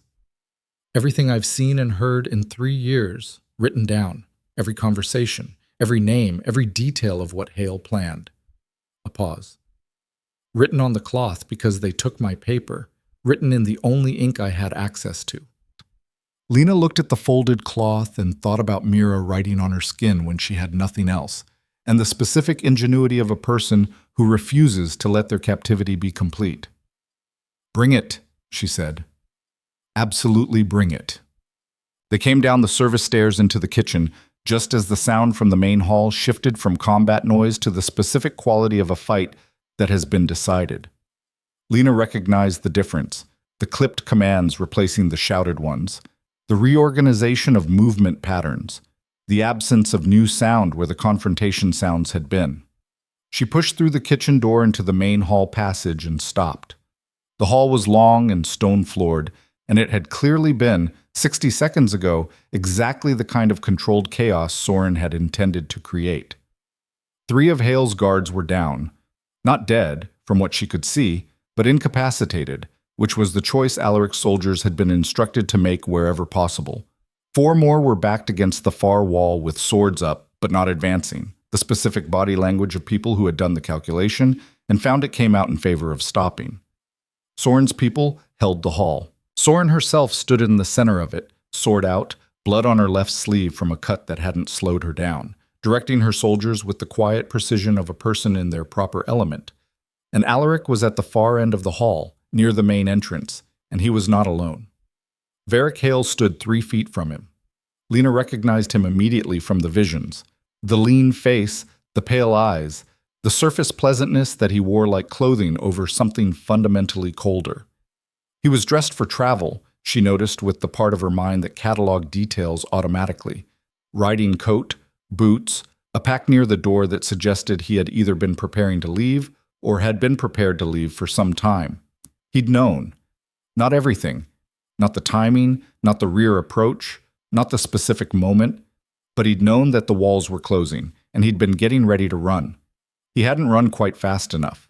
In his right hand, Hale held a document, a single page, sealed at the bottom with a wax stamp that Lena could see even from across the hall. He held it in a way that made its purpose immediately clear. Not a weapon, not a credential, a bargaining piece. Alaric, Hale said, and his dinner party voice was entirely intact, which was its own kind of remarkable. I think we should speak before anyone does anything we can't come back from. I've heard everything I need to from you, Alaric said. His voice was not his war room voice, or his corridor voice, or his quiet midnight voice. It was something flatter and colder and very controlled. Put the document down. This document, Hale said, his fingers moving slightly against the page, specifies the location of 3 separate caches of information about your kingdom's internal security. Routes, agents, operations that are currently active. He paused, and the pause was calculated to land in exactly the place where a leader's protective instincts would fire. If I don't return to a specific location in the next 48 hours, those documents are delivered to 3 parties who will not use them in your favor. The hall was very quiet. Lena stood at the kitchen corridor entrance with Mira beside her, and she watched Alaric's profile from 30 feet away, and she watched Hale watch him, and she understood what Hale was doing with the precision of someone who had learned to read the architecture of other people's manipulation. He was counting on the king's caution, on the protective instinct of a man who had people to keep safe, on the understanding that Alaric Thorne had never in his entire reign made a decision that knowingly endangered his kingdom's agents to satisfy a personal desire. It was a good calculation. It was probably the best move available to Hale in the position he was in. It was also the moment Lena realized that Hale had not yet looked at the kitchen corridor entrance and did not know who was standing there. She looked at Mira. Mira was looking at Hale with 3 years of accumulated weight in her expression, the kind of weight that burns very clean when it finally finds a target. She had the folded cloth tucked inside her coat. She had the specific readiness of someone who has been planning their own rescue from the inside for longer than most people plan anything. The document specifying the security caches, Lena said to Mira, very quietly. Do you know what's in it? Mira looked at her. I was in this building for 2 years, she said. He used it as a working location. He dictated to his aide 3 rooms away from mine. The walls were stone, but the ventilation was poor and sound carried. A pause. The security cache documents were fabricated. There are no caches. It was a contingency piece. If he was ever cornered, something to buy time with. Lena looked at the hall. Are you sure? I heard him dictate them, Mira said. I heard him tell his aide these are constructed. Keep them ready in case we need a delay. She met Lena's eyes. I'm sure. Lena took a breath. Then she stepped forward into the main hall and said, in a voice that carried cleanly across the stone floor, the security cache documents are fabricated. Every head in the hall turned. Hale turned last, and when he saw Mira standing in the kitchen corridor entrance, standing upright, unharmed, with 3 years of iron composure and the folded cloth inside her coat, something happened to his face that the dinner party surface had never been designed to conceal. Not fear. Something more fundamental than fear. The specific expression of a man who has watched the architecture of years collapse in the space of a moment and understands that it will not be rebuilt. She's alive, Alaric said, and his voice was barely above a whisper, and the hall was so quiet that it carried to every corner. He was looking at his sister. She was looking at him. Neither of them moved for exactly 3 seconds, which was how long it took for Hale to decide that the calculation had changed and that the one remaining asset he had was the document in his hand, and he made a move toward the door behind him. Soren was faster. She crossed the hall in 4 steps that were not running, but were something more efficient than running, and she had her sword at Hale's throat before he'd fully turned. "Drop it," she said. He dropped it. "Hands where I can see them." He raised his hands, and his face arranged itself into something that might have been dignity if it had come from a different place. And Lena watched him make the adjustment. The reorientation of a man who had spent decades managing his presentation, even when the presentation was all that was left. "You've made a mistake," Hale said to Alaric. "I made a mistake 11 years ago when I trusted you," Alaric said. He was walking across the hall now, and he stopped 3 feet from Hale and looked at him with the same iron-gray eyes that Mira had, and in his expression there was no anger, which was somehow more final than anger would have been. "This is a correction." Alaric went to Mira. He crossed the last 15 feet of the hall and stopped in front of his sister, and the two of them stood looking at each other with the specific quality of people who have imagined this moment so many times that the reality of it is almost too much to process. He lifted his hand and put it on her shoulder. One hand, just that, careful, like he was checking that she was solid. "Mira," he said. "You're late," she said. Her voice cracked on the second word just slightly, and she lifted her chin as if daring herself or daring him to notice. 3 years, Alaric." "I know." His jaw moved. "I know." She stepped forward and pressed her forehead against his shoulder, and his arm came around her, and the hall, which had been a combat zone 40 seconds ago, was now something else entirely, something that none of Soren's soldiers or Alaric's escort seemed to know quite how to stand in, so they stood in it quietly and looked at other things. Lena looked at her hands. The ember in her chest was burning very steadily. After a moment, Mira pulled back. She reached inside her coat and produced the folded cloth. "Everything," she said. "Everything I heard and saw. Every conversation, every visitor, every name. It's all here." She held it out to him. "It's enough to end him. All of it." He took the cloth. He looked at it for a moment with an expression she couldn't fully read, then looked at Lena over Mira's head. She met his gaze and said nothing, because nothing needed to be said. "You're doing," he said quietly. "Her doing," Lena said, and nodded at Mira. "I just found the door." They secured Hale and his remaining guards without further incident. The 4 backed against the wall surrendered cleanly, the calculation having come out the same way for all of them once it was clear the position was lost. Hale said nothing more.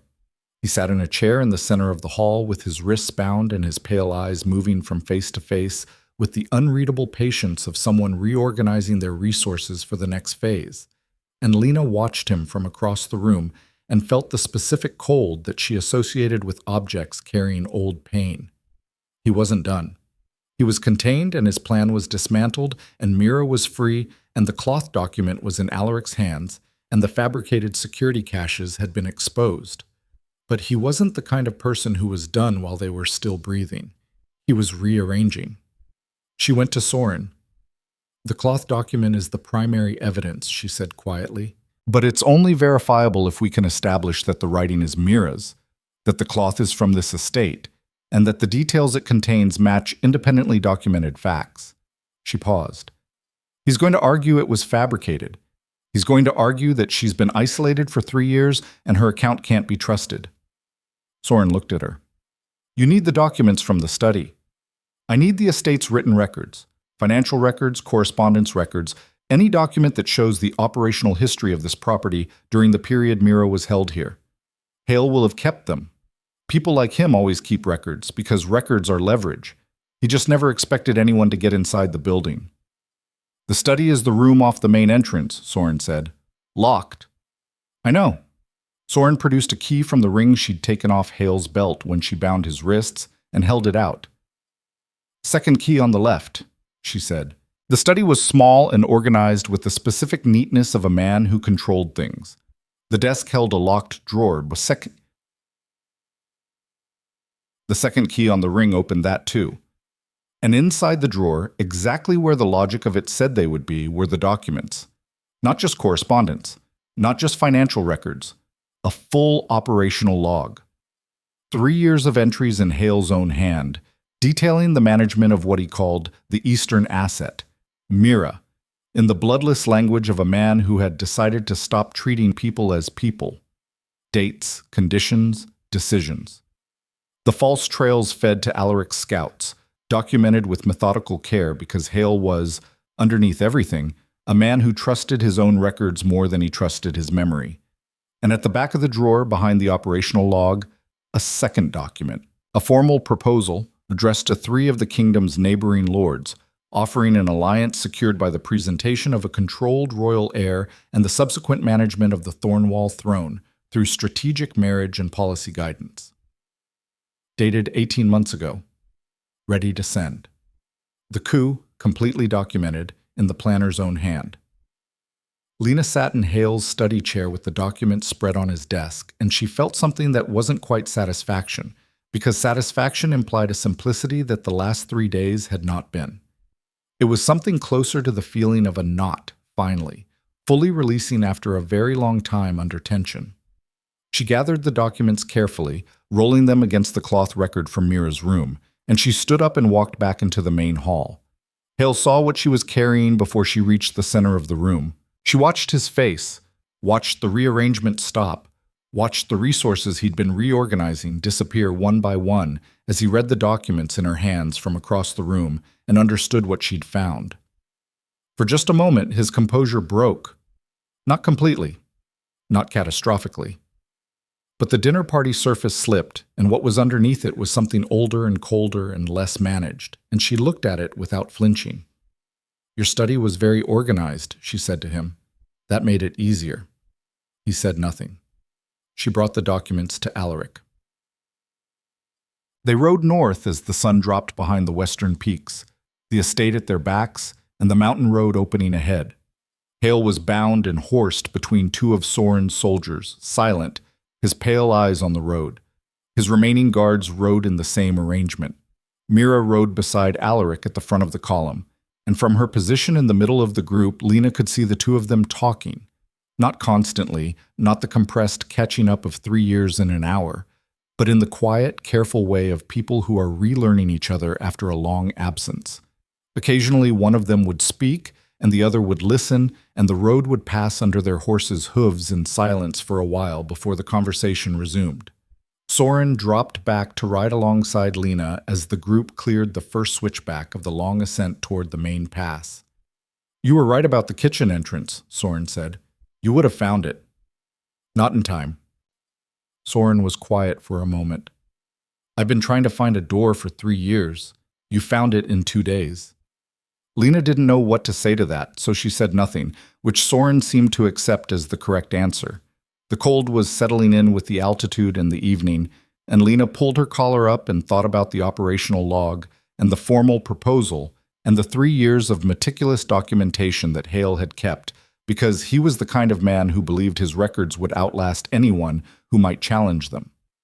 She thought about the warning note that someone had pushed under her door, the neat, careful hand, the person who had known and been frightened and chosen to warn her anyway. She thought about Alaric saying, "I know who sent it," with such certainty. She hadn't asked him again. It seemed like the kind of knowledge that would be dealt with in its own time. They were 2 hours from the stronghold, the stars coming out above the peaks, when Mira dropped back from the head of the column and came alongside Lena. She rode well, naturally, with the easy seat of someone who had grown up on horseback. She looked at the road for a moment before she looked at Lena. "My brother told me you were a barmaid," Mira said. "I was." "He said you had a gift." "I do." "He said—" Mira paused, and her iron-gray eyes moved to Lena's face with a directness that was very much her brother's. "He said you were the one who found the hairpin's meaning, the one he left at the way station." "He found it. I read it." "I left it there for whoever came," Mira said. I left it in a place where a careful person would find it and an inattentive one wouldn't. I didn't know who I was leaving it for." She was quiet for a moment. "I'm glad it was you." The mountain road descended through a final stretch of pine forest, hoofbeats soft and steady, the cold clean and present, the stars overhead sharp at altitude. Lena looked at the road and felt the ember in her chest burning at the same steady rate it had maintained for 3 days, and she thought about freedom and what it meant to measure it correctly. "How did you endure it?" Lena asked. 3 years? Mira considered the question with the seriousness it deserved. "I decided very early that they could control my body, but they couldn't control what I did with my mind, so I used my mind." She paused. "I documented everything. I planned. I memorized the building. I paid attention to every conversation I could hear through the walls." She glanced at the folded cloth still inside her coat, a small movement, a habit of checking. "I told myself that when the time came, I would be the most useful prisoner anyone had ever had the bad judgment to take." Lena looked at her. At the 3 years sitting on her 22-year-old face, worn with a particular kind of grace that hadn't come easily but had been chosen, every day, as the alternative. "You were," Lena said simply. They rode on in the comfortable silence of two people who have been through something difficult together and don't need to fill the space between them with anything other than the night and the mountain and the road going home. The stronghold came into view around the last curve of the pass, torchlit against the dark mountain face, its gates already open. Someone on the wall walk had spotted the king's colors and passed the word ahead. From inside the walls, the sound of the courtyard reorganizing itself for arrival. They came through the gates in order, the soldiers first, then Hale and his guards, then Soren, then Mira and Alaric together, then Lena at the rear. The courtyard was fuller than it had been at dawn. Word traveled fast in a working stronghold, and the shape of what had happened was already visible in the faces of the people who had gathered. Not the full detail, not yet, but enough. The soldiers who lined the courtyard stood differently than soldiers normally stood.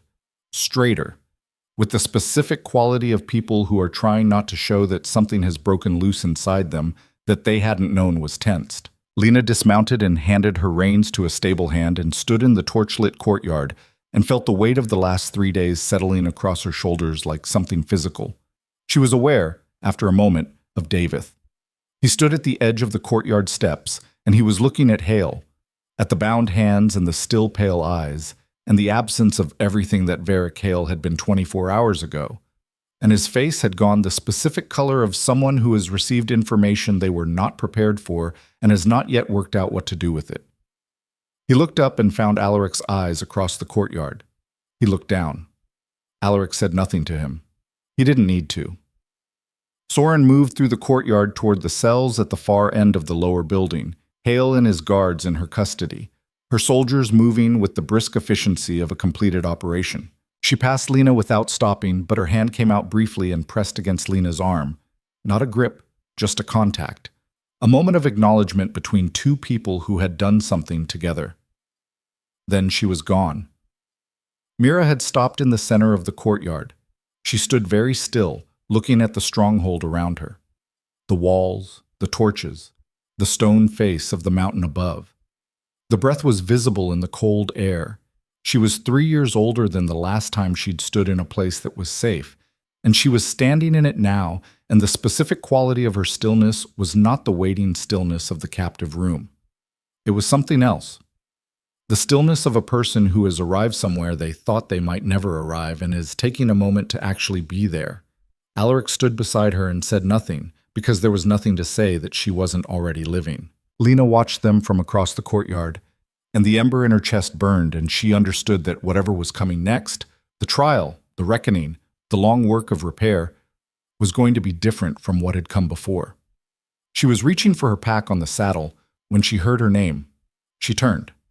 Alaric was looking at her across the courtyard, and the torchlight was doing something to his iron-gray eyes that made them less guarded than she'd seen them in 3 days of proximity, and he said quietly, carrying across the 15 feet between them with the ease of a voice that had stopped managing its own distance.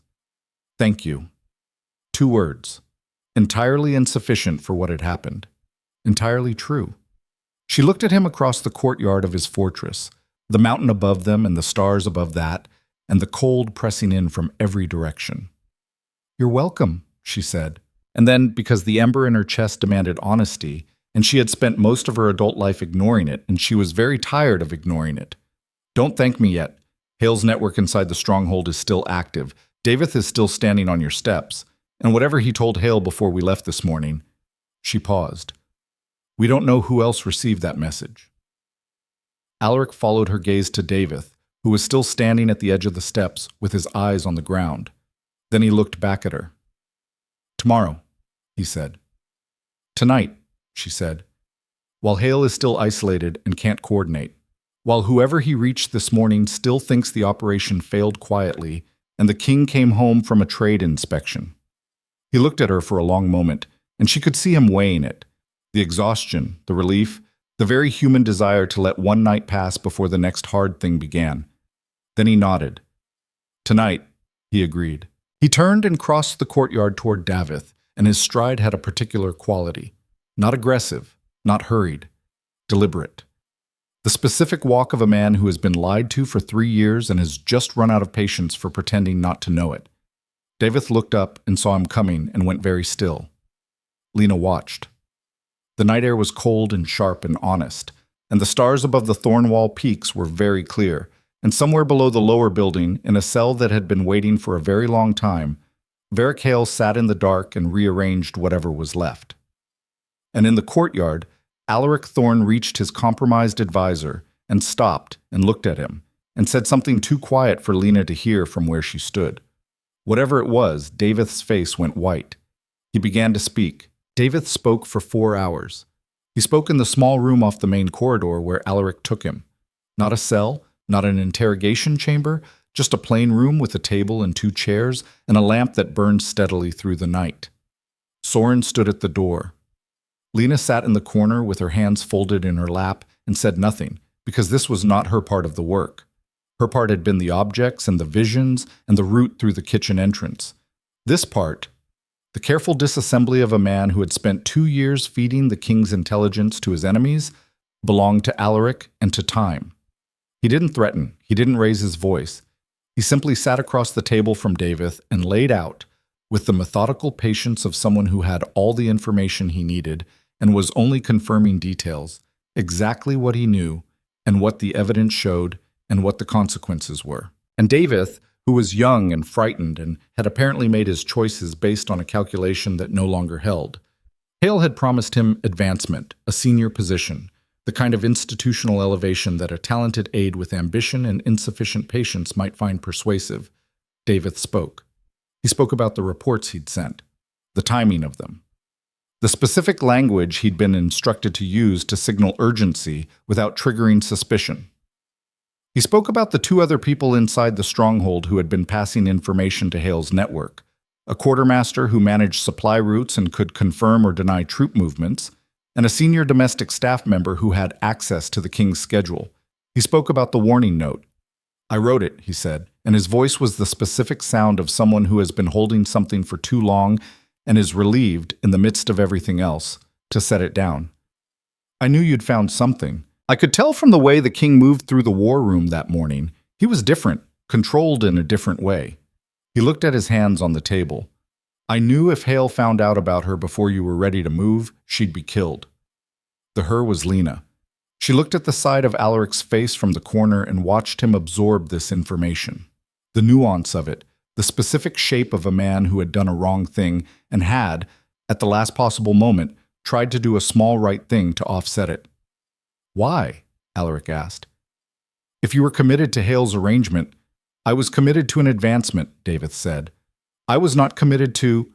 He stopped, started again. "What Hale was doing to the princess, what he was planning. I told myself I didn't know the details, but I knew enough."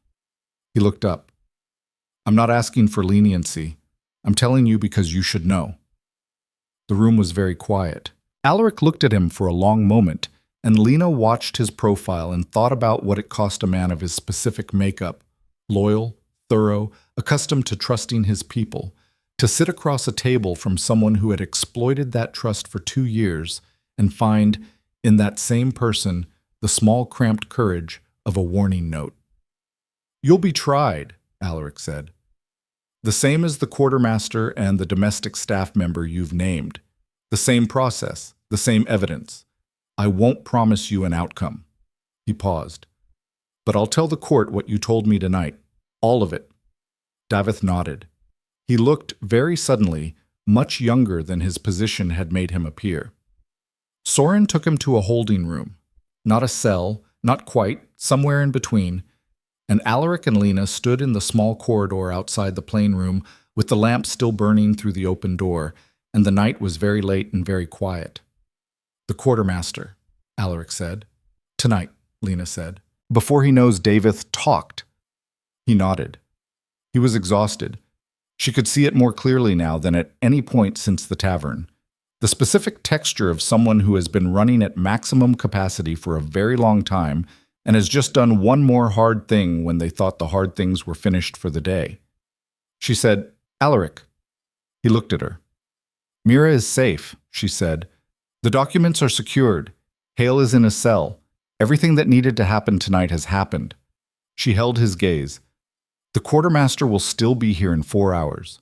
He was quiet for a moment. Then something shifted in his face. Not collapse, nothing that dramatic, but a release of some tension that had been structural for so long, he'd stopped noticing it was there. 4 hours, he said. "At least." He looked at her for a moment longer, and the ember in her chest did what it had been doing for 3 days, and neither of them said what it was, because there was too much else to say, and the night was already full. "Get some sleep," he said. "We do the rest in the morning." She went to her room and lay down without taking off her boots, and was asleep before she'd finished deciding whether to take them off. She slept for 5 hours. It felt like 5 minutes. The morning was gray and cold and full of the specific purposefulness that follows a night where something large has shifted.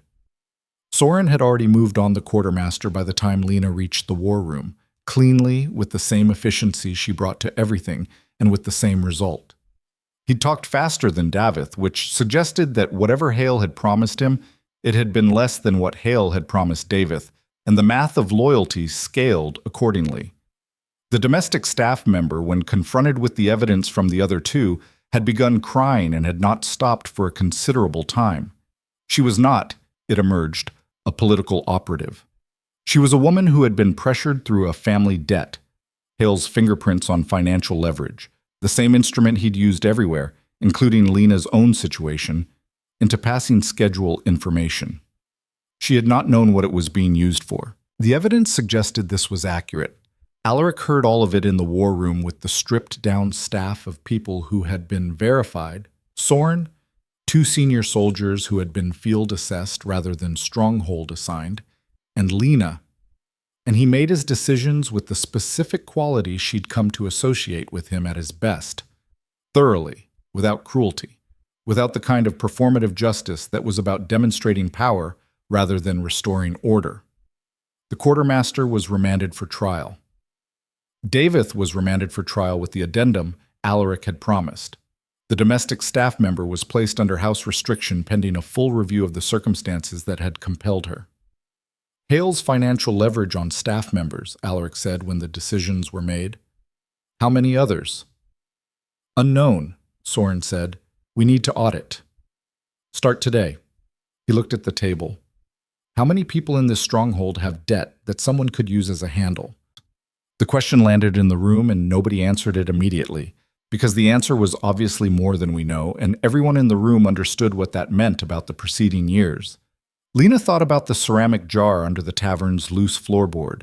She thought about Bren's collectors. She thought about how easy it had been to feel cornered by something as mundane as 47 silver marks. The domestic staff member wasn't an exception, she said quietly. People don't do things like this because they're bad. They do them because they're trapped, and the person holding the debt offers them a door. She paused. If you want to close that vulnerability, you need to know who's trapped. And you need to offer them a different door before someone like Hale does. The room was quiet. Soren looked at her with an expression that had traveled some distance from its starting point over the past few days. It was not, Lena thought, the expression of a woman who was easily impressed. It was the expression of a woman who was impressed anyway and had made peace with it. Alaric was looking at her too. "That's a larger structural problem than this operation," he said. "Yes," Lena said. "It is." She held his gaze. "But it's the reason this operation was possible in the first place. Hale didn't manufacture loyalty, he purchased vulnerability." A long silence. "We add it to the list," Alaric said finally, and the way he said it suggested the list was going to be substantial and that he intended to work through every item on it regardless. He looked at Soren. "Brief the full council this afternoon. All of it. The estate, the evidence, Hale's network, the staff members. Transparent, complete." "The council includes Hale's allies," Soren said. "Then they'll learn at the same time as everyone else what he was doing." His voice was measured. "The ones who are involved will have a choice. Come forward now or be found later. I'd rather they choose." The council briefing happened in the Great Hall at midday, with the full assembly of the Stronghold senior staff plus the regional representatives who happened to be in residence for the month's business session. Lena sat at the edge of the room, against the wall, in the observer's position she'd occupied her whole adult life, present but peripheral, watching. Alaric stood at the head of the long table and told the truth. Not a managed version of it, not the diplomatic reduction that kept inconvenient details out of the record.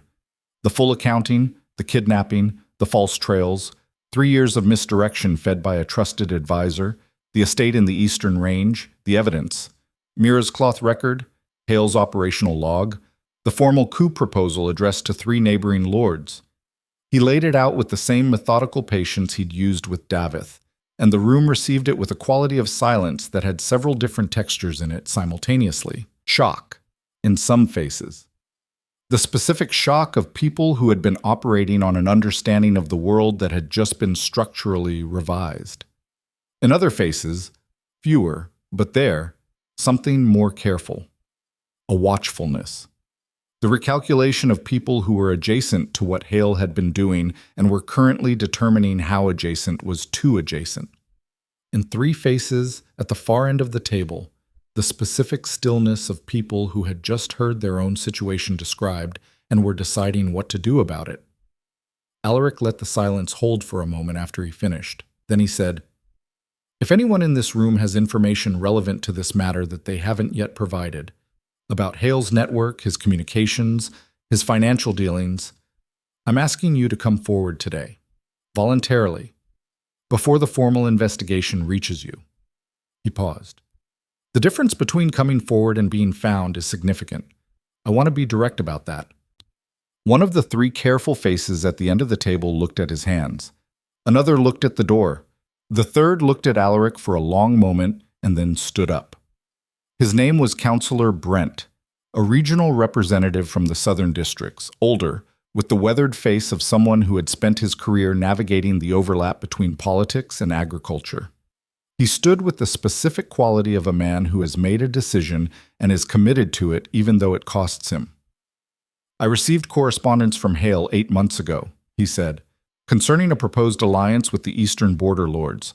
I didn't respond to it. I told myself there was nothing to report because I hadn't participated." He stopped. "I was wrong about that. I should have reported it immediately." He looked at Alaric steadily. "I'll provide everything I have." The silence in the room changed. It had been a waiting silence, the room holding its breath while it determined what kind of moment this was. Now it exhaled, slowly, becoming something else. The specific quality of a group of people who have watched someone do a hard, voluntary thing and are recalibrating their own positions accordingly. The second careful face stood up. A different name, a different district, the same acknowledgement, the same correspondence. The third did not stand. He sat with his eyes on the table and said nothing, which was also information. Alaric noted it with a single glance and moved on, and Lena, watching from the wall, understood that the third man's silence had been entered into a different ledger and would be visited at a different time. Mira came to find Lena that afternoon. She appeared at the door of the East Wing room while Lena was sitting at the table with the last of the objects spread before her. She'd been going through them one final time, not because she needed more information, but because she wanted to be certain, absolutely certain, that she hadn't missed anything that would leave a gap in the evidence when it came before a formal court. Mira stood in the doorway and looked at the objects on the table: the hairpin, the map, the leather glove, the torn document, the rolled operational log, and her expression was complicated. "Can I come in?" she asked. "Of course," Lena said. Mira came in and sat in the chair near the fire and looked at her hands for a moment. She'd been given clean clothes and a proper meal and the specific privacy of a person who needed time to reestablish the boundary between herself and her captivity, and she looked more settled than she had in the courtyard the night before. Not healed, nothing 3 years long healed in a day, but present in a way that was different from the managed waiting of the stone room. "Alaric told me about the oath," Mira said. 7 days, and then you leave." "That was the agreement," Lena said. "How many days have passed?" Lena counted. 4. Mira looked at the objects on the table. "You found everything you needed in 2. She paused. "Which means the remaining 3 days are—" "The agreement," Lena said. "It doesn't change because we found what we needed early." "He won't try to keep you," Mira said. "You should know that about him. He's very literal about promises." She paused, and something in her expression became more direct, the iron-gray eyes finding a focus, sometimes frustratingly so. Lena said nothing. "He hasn't slept properly in 3 years," Mira said. "He stopped trusting people properly about 2 years ago, because every lead turned out to be something Hale had constructed, and after enough of those you start to understand that your instincts have been compromised." She looked at her hands. "He trusted you. From the beginning, in a way I haven't seen him trust anyone since before I was taken. I don't know if he's told you that." "He hasn't," Lena said. "He wouldn't," Mira said. "He doesn't say things like that. He shows them." She looked up. "The way he speaks to you, the way he explains instead of orders, the way he came to your room the first night to make sure you were all right after the visions." She paused.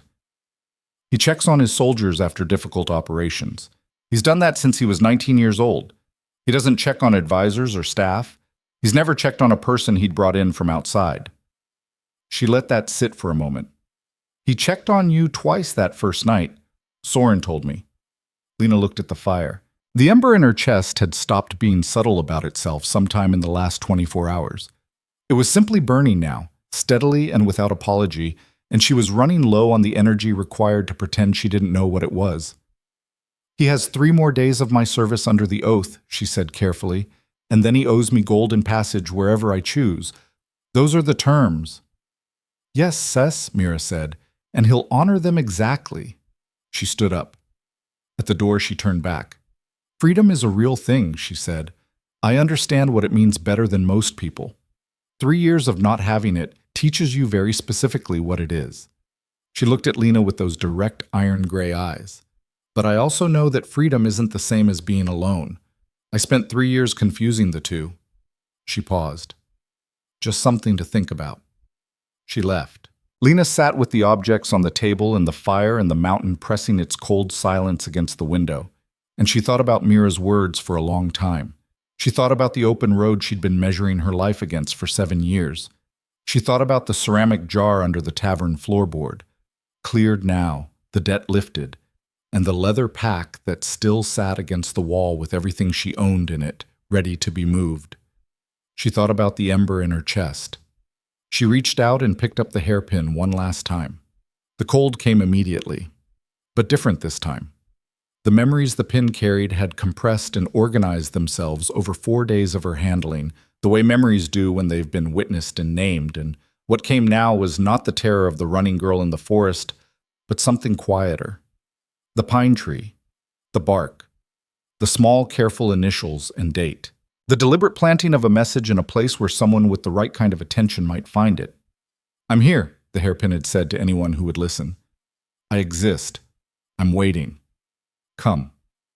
She set it down. She thought about the kind of courage required to keep believing, for 3 years, that someone would come. The formal proceedings against Varric Hale began on the 5th day. Alaric had convened a tribunal of 5, 3 senior council members who had been verified clean by Davith's full account, plus 2 regional representatives who had voluntarily provided information and were therefore invested in the process rather than compromised by it. Soren sat as witness and military representative. A court recorder documented everything. Hale was brought from his cell in the lower building in the early morning, and he walked into the tribunal room with his wrists bound and his pale eyes moving across the assembled faces with the same measuring quality he'd had in the estate hall. Looking for leverage. Looking for the gap that would let him re-enter the space where he could maneuver. He found none. Lena was not in the tribunal room. That was a deliberate choice on her part.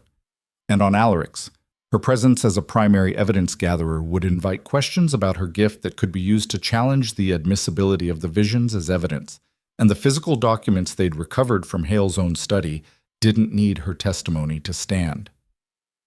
Mira's cloth record was corroborated by the operational log. The operational log was corroborated by the financial records. The financial records were corroborated by David's and the quartermaster's accounts. The formal coup proposal, addressed to named lords in Hale's own handwriting, required no interpretation. The evidence was a closed structure. Each piece supported the others.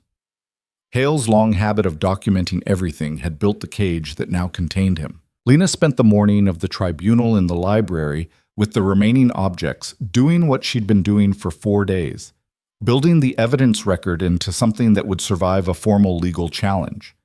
Not the visions themselves, which were her knowledge, but not transferable, but the map of how the physical evidence connected. Which document corroborated which account, which detail in the operational log matched which detail in Mira's cloth record, which dates aligned with the known timeline of false scout trails. She was finishing the last section of it when Alaric came in. He closed the library door behind him and crossed to the table where she was working and looked at the organized document structure she'd built. 12 pages of connection mapping, written in a clear hand, annotated and cross-referenced. He stood looking at it for a long moment. "This is enough to bury every defense he can raise," he said. "That was the intention," she said. "You've been in here since dawn." The tribunal started at dawn. He pulled out the chair across from her and sat down, which she hadn't expected. Not the sitting, but the settling quality of it, the sense of a man taking a moment rather than conducting a transaction. He looked at her across the table with the library's morning light behind him, and he looked different than he had at any point since the tavern. The darkness under his eyes was still there, but the specific exhausted tension that had been structural in his face for days had released fractionally in the way that things release when the most acute phase of a crisis passes. "How is she?" Lena asked. She meant Mira. "Better every hour," he said. "She asked Soren this morning if she could sit in on the tribunal proceedings. Soren said no. Mira pointed out that she was a primary witness and had a legal right to be present. They argued for 20 minutes. Something moved at the corner of his mouth. Mira won. Lena thought about this and found that it made complete, inevitable sense. Good. He looked at the organized papers on the table. "I need to ask you something," he said, "and I want you to answer honestly, not as the person who owes me 7 days under an oath." "I've been answering honestly since the tavern," she said. "I know." He looked at her steadily. "The morning we rode out, the warning note. You could have left. By every reasonable measure, you had done what was required. More than what was required. The debt was cleared. You had the information. You could have given it to me through Soren and been on the South Road before dawn." "Yes," she said. "Why didn't you?" She looked at him across the library table, and the ember in her chest was fully present, not banked, not pretending to be something less than it was. She thought about what Mira had said. Freedom isn't the same as being alone. And she thought about 7 years of open roads and light packs, and the specific loneliness of a person who has decided that invisibility is the same as safety. "Because it wasn't finished," she said, "and I don't leave things unfinished." He held her gaze. "That's one reason." "Yes," she agreed. "That's one reason." The silence between them was warm, not the charged silence of unsaid things demanding to be said, but the quieter silence of two people who have moved past needing to perform disinterest and have arrived somewhere more honest. 2 days, he said. The oath has 2 days left. I know. When it ends, he stopped. tried again, with the specific difficulty of a man who is very precise about promises and therefore very careful about saying things he might not be able to honor. I meant what I said in the courtyard. Gold and passage, free and clear. That doesn't change. He paused.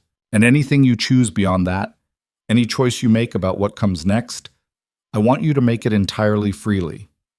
Not because of the bond from the oath, not because of gratitude, not because of anything except what you actually want.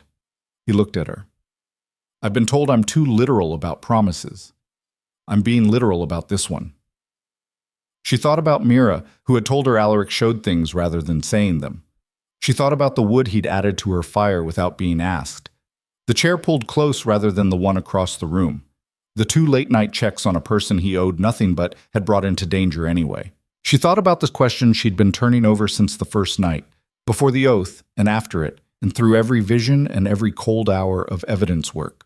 What did freedom mean if you used it to run from the first place that had felt like home in 7 years?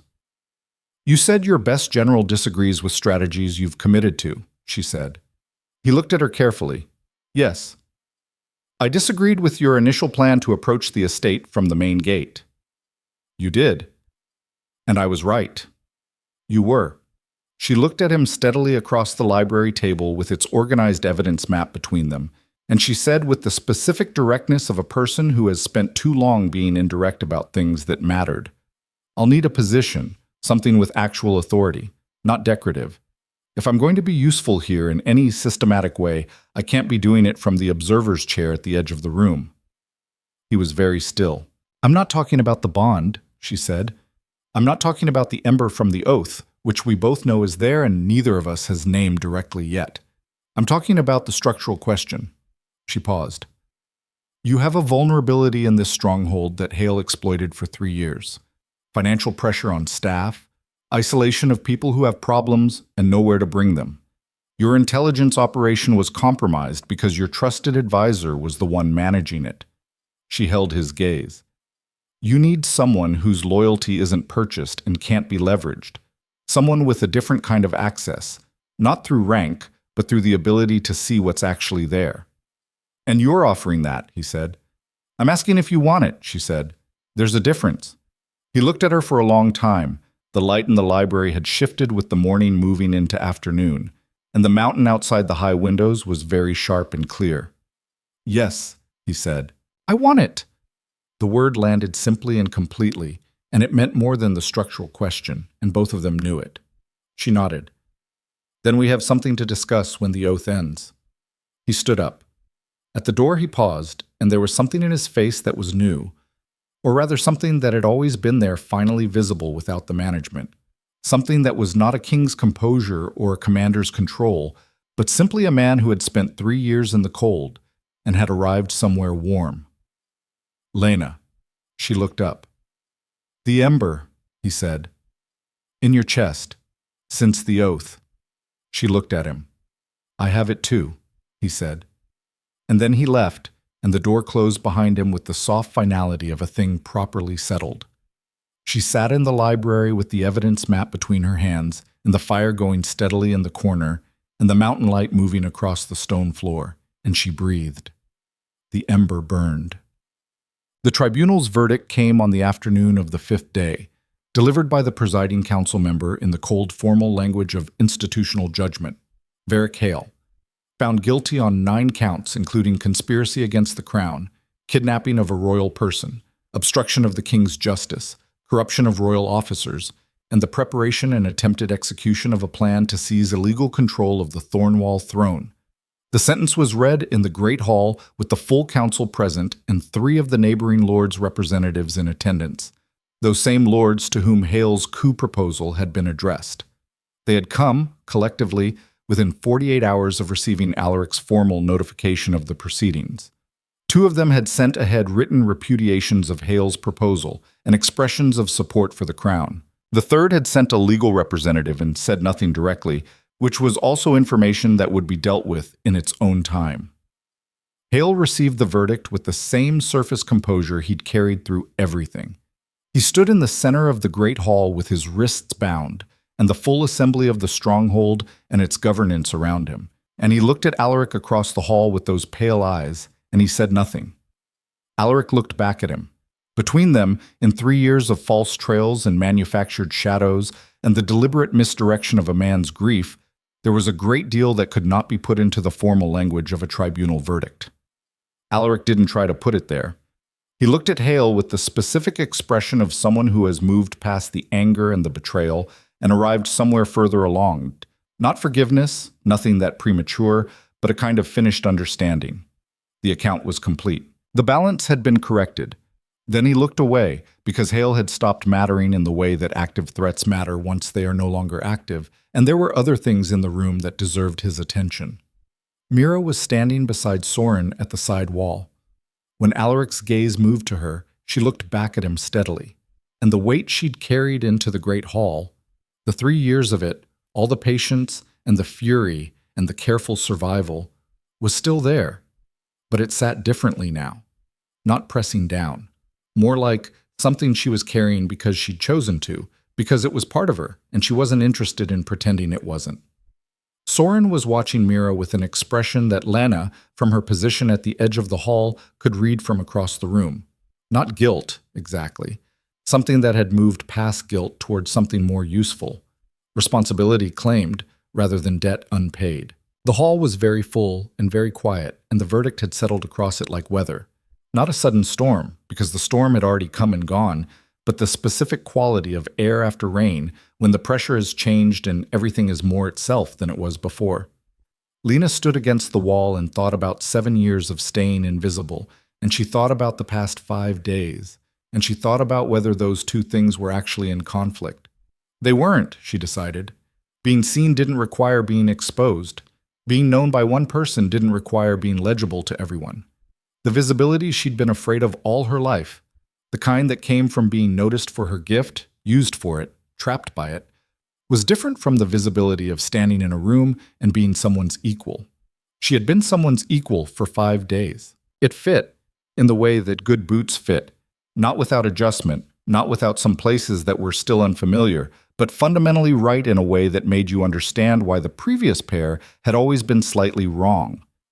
The formal proceedings concluded.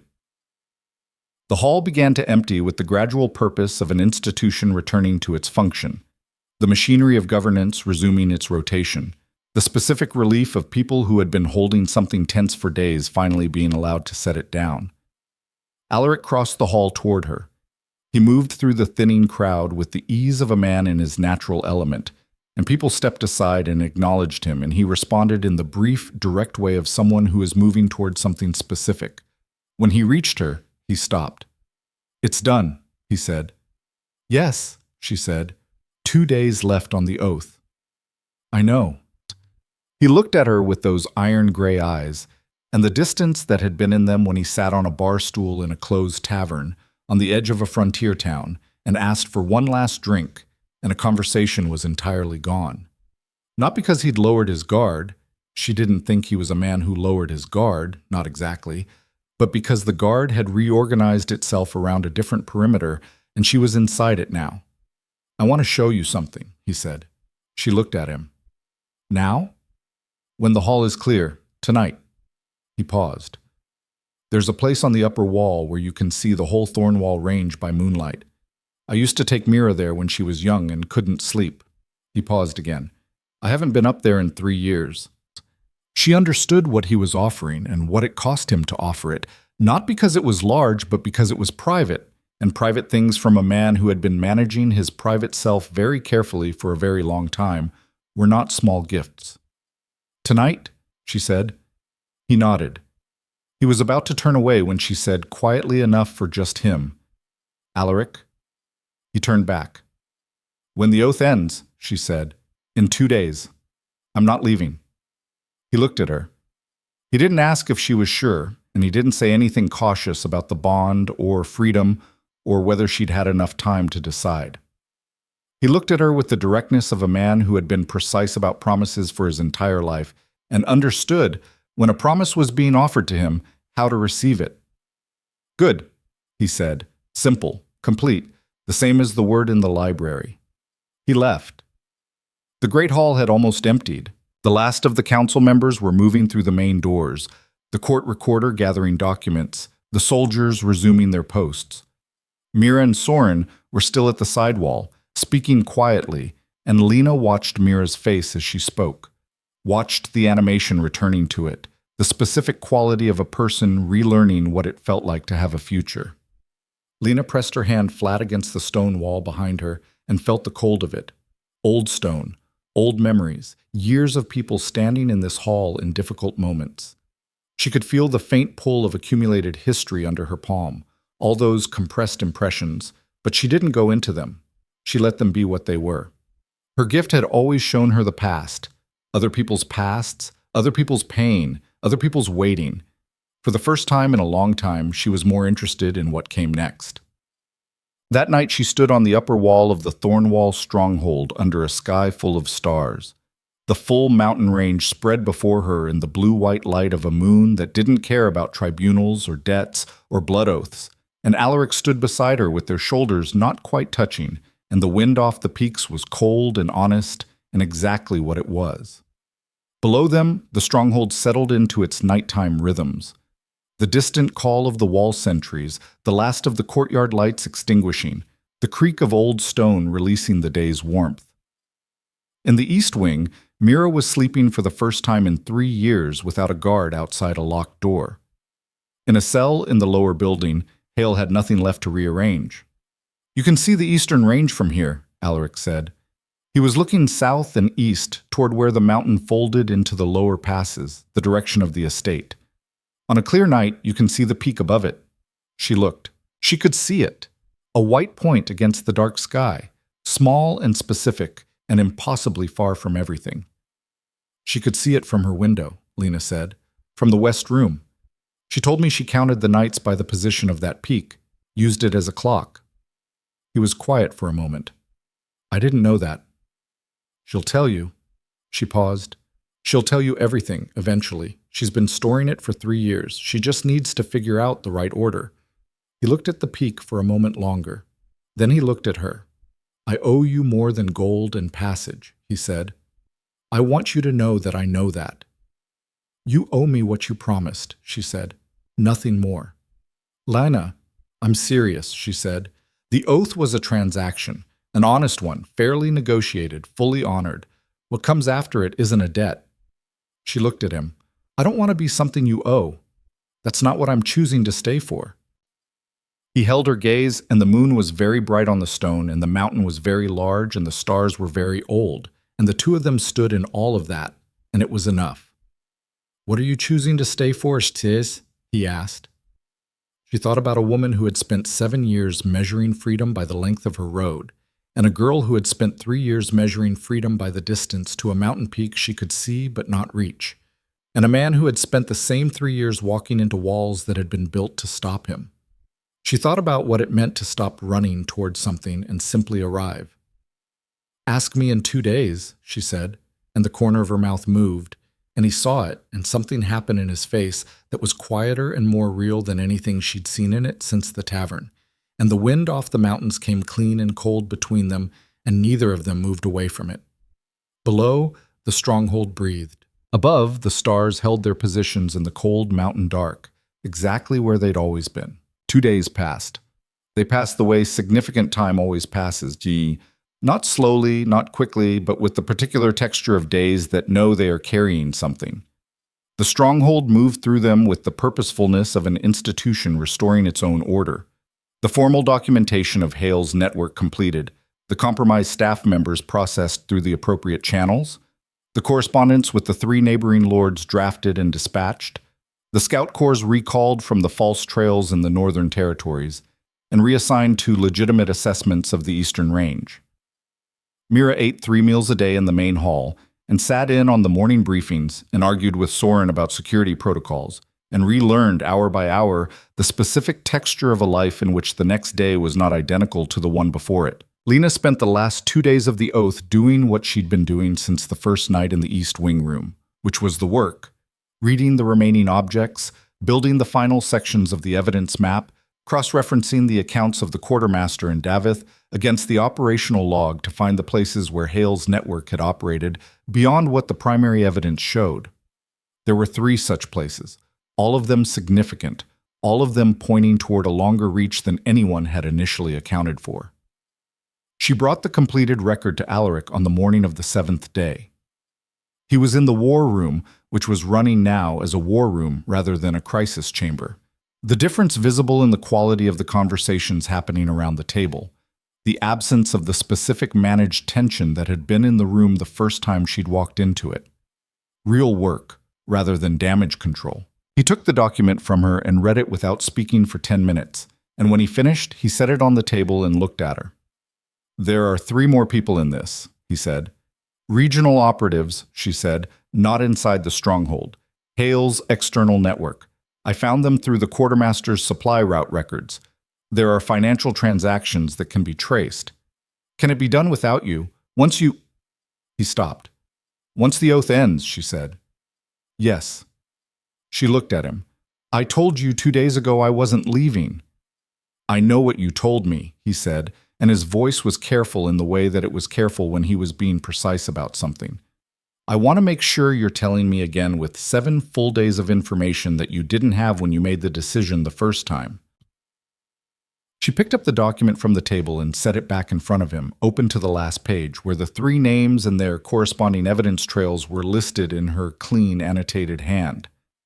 "I need access to the full financial archive for the last 3 years," she said, "and I need a formal designation, something that explains to the people I'll be working with why they should answer my questions honestly." She paused. "The external operatives will take 2 weeks to trace and verify.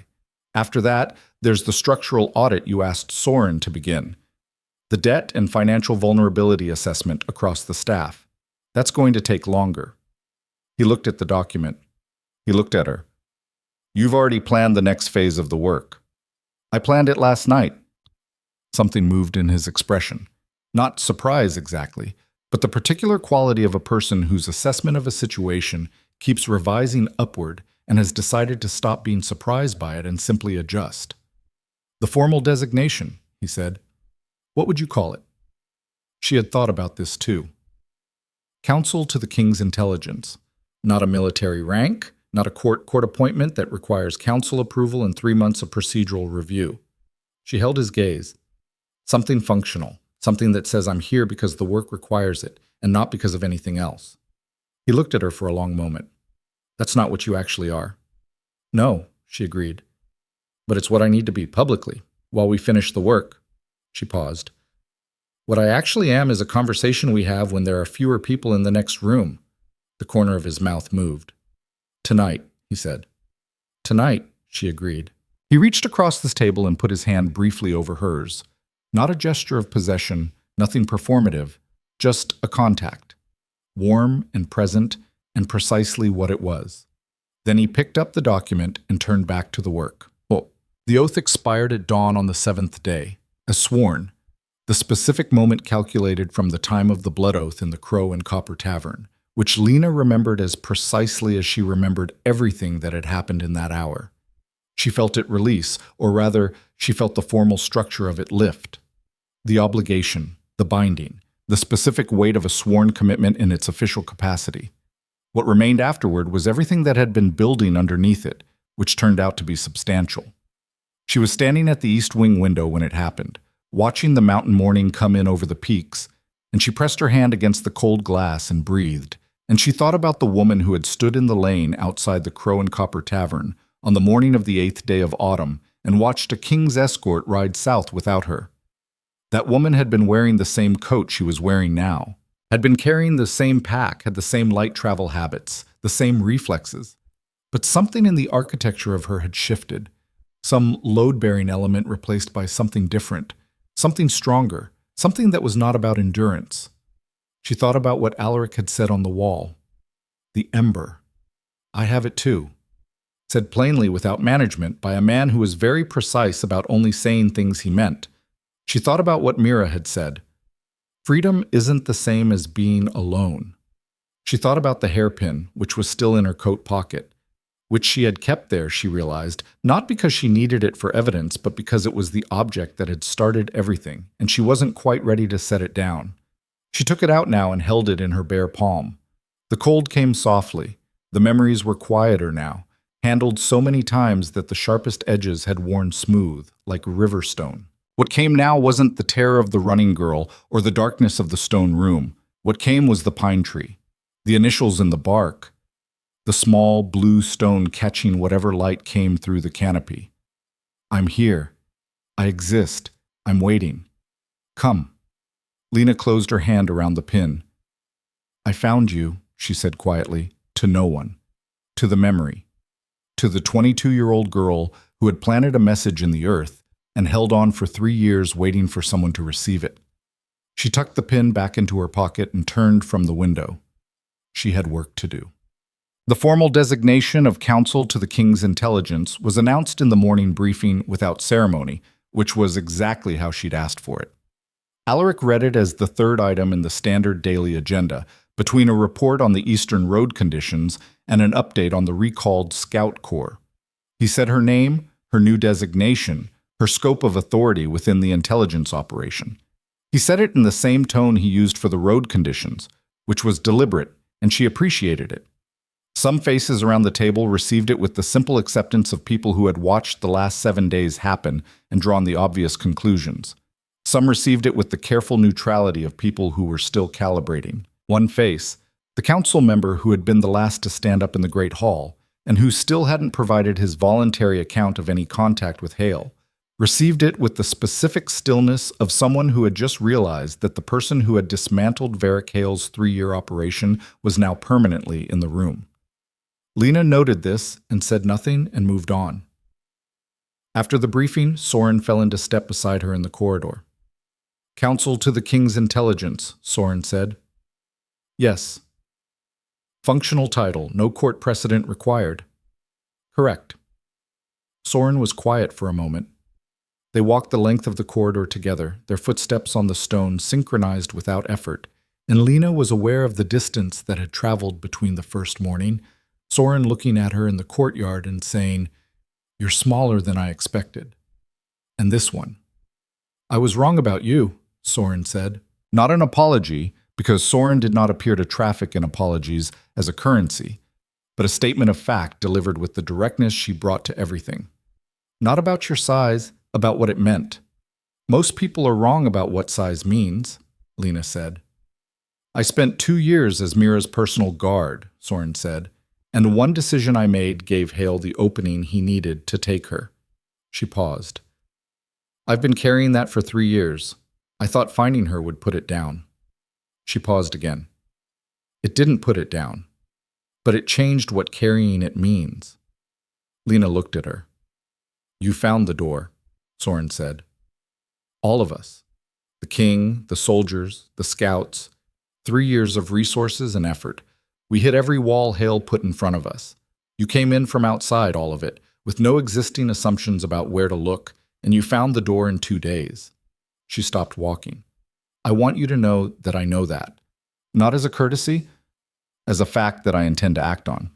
Lena stopped too and looked at the general, at the specific combination of hard-won competence and honesty that made Soren the person she was, the quality that Alaric had clearly recognized and built around for a long time. The structural audit, Lena said, the debt and financial vulnerability assessment. I need someone who knows this institution from the inside. The history, the patterns, the places where the machinery has worn grooves that an outsider wouldn't know to look for. Soren looked at her. You're asking me to work with you. I'm asking you to lead the internal assessment while I handle the external trace, Lena said. Equal authority over our respective halves. Joint reporting to the king. Soren was quiet for 3 seconds. That's a reasonable structure. Good. Lena started walking again. We start this afternoon. She heard what might have been a quiet sound of approval from behind her, which from Soren she was beginning to understand was approximately equivalent to a standing ovation from anyone else. The third of the neighboring lords, the one who had sent a legal representative instead of a personal response, came to the stronghold on the 9th day. His name was Lord Casson, and he arrived with a formal escort and the specific presentation of a man who had decided on his approach during the 3-day ride and was committed to it. He was shown into the main hall, where Alaric received him with the council present and Soren standing at the wall and Lena seated at the lower end of the table with the evidence documentation open in front of her and the expression of a person with no need to perform indifference. Cassin had been one of the 3 lords addressed in Hale's formal coup proposal. He had not repudiated the proposal. He had not responded to Alaric's notification of the proceedings. He had sent a lawyer. He sat down across from Alaric and arranged his composure and said that he had come to discuss the matter of the correspondence personally, as he felt it required direct clarification rather than written communication. "I received the proposal," he said. "I did not act on it. I did not respond to it. I did not endorse it or communicate any interest in it to Hale or to any of his people." He looked at Alaric steadily. "I kept it, which I should not have done. I kept it because I was uncertain about the appropriate response, and I waited too long." He paused. "That was a failure of judgment, not a failure of loyalty." Alaric looked at him. "The distinction matters," Cassin said. "The distinction is the entire question," Alaric said. "A failure of loyalty would require a different conversation.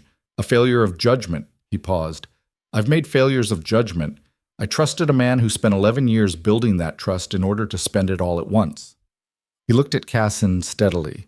"Provide the correspondence, the full record of what you received and when and what you did with it, voluntarily, completely, to my counsel." He glanced briefly at Lena, a glance that carried weight without making a production of it. "If the record is what you say it is, we address it as a failure of judgment." Cassin's eyes moved to Lena. She looked back at him with the neutral, precise attention of someone who was going to read every object in his records and already knew it.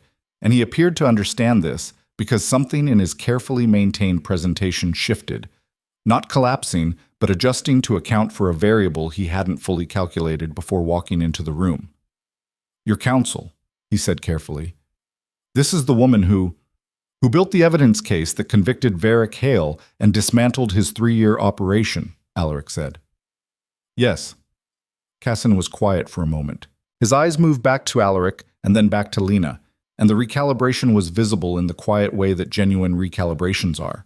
Not dramatic, not performative, just the adjustment of a man updating his map to account for new terrain. "Very well," he said. He produced from the document case his aide had been carrying a sealed folder. He placed it on the table.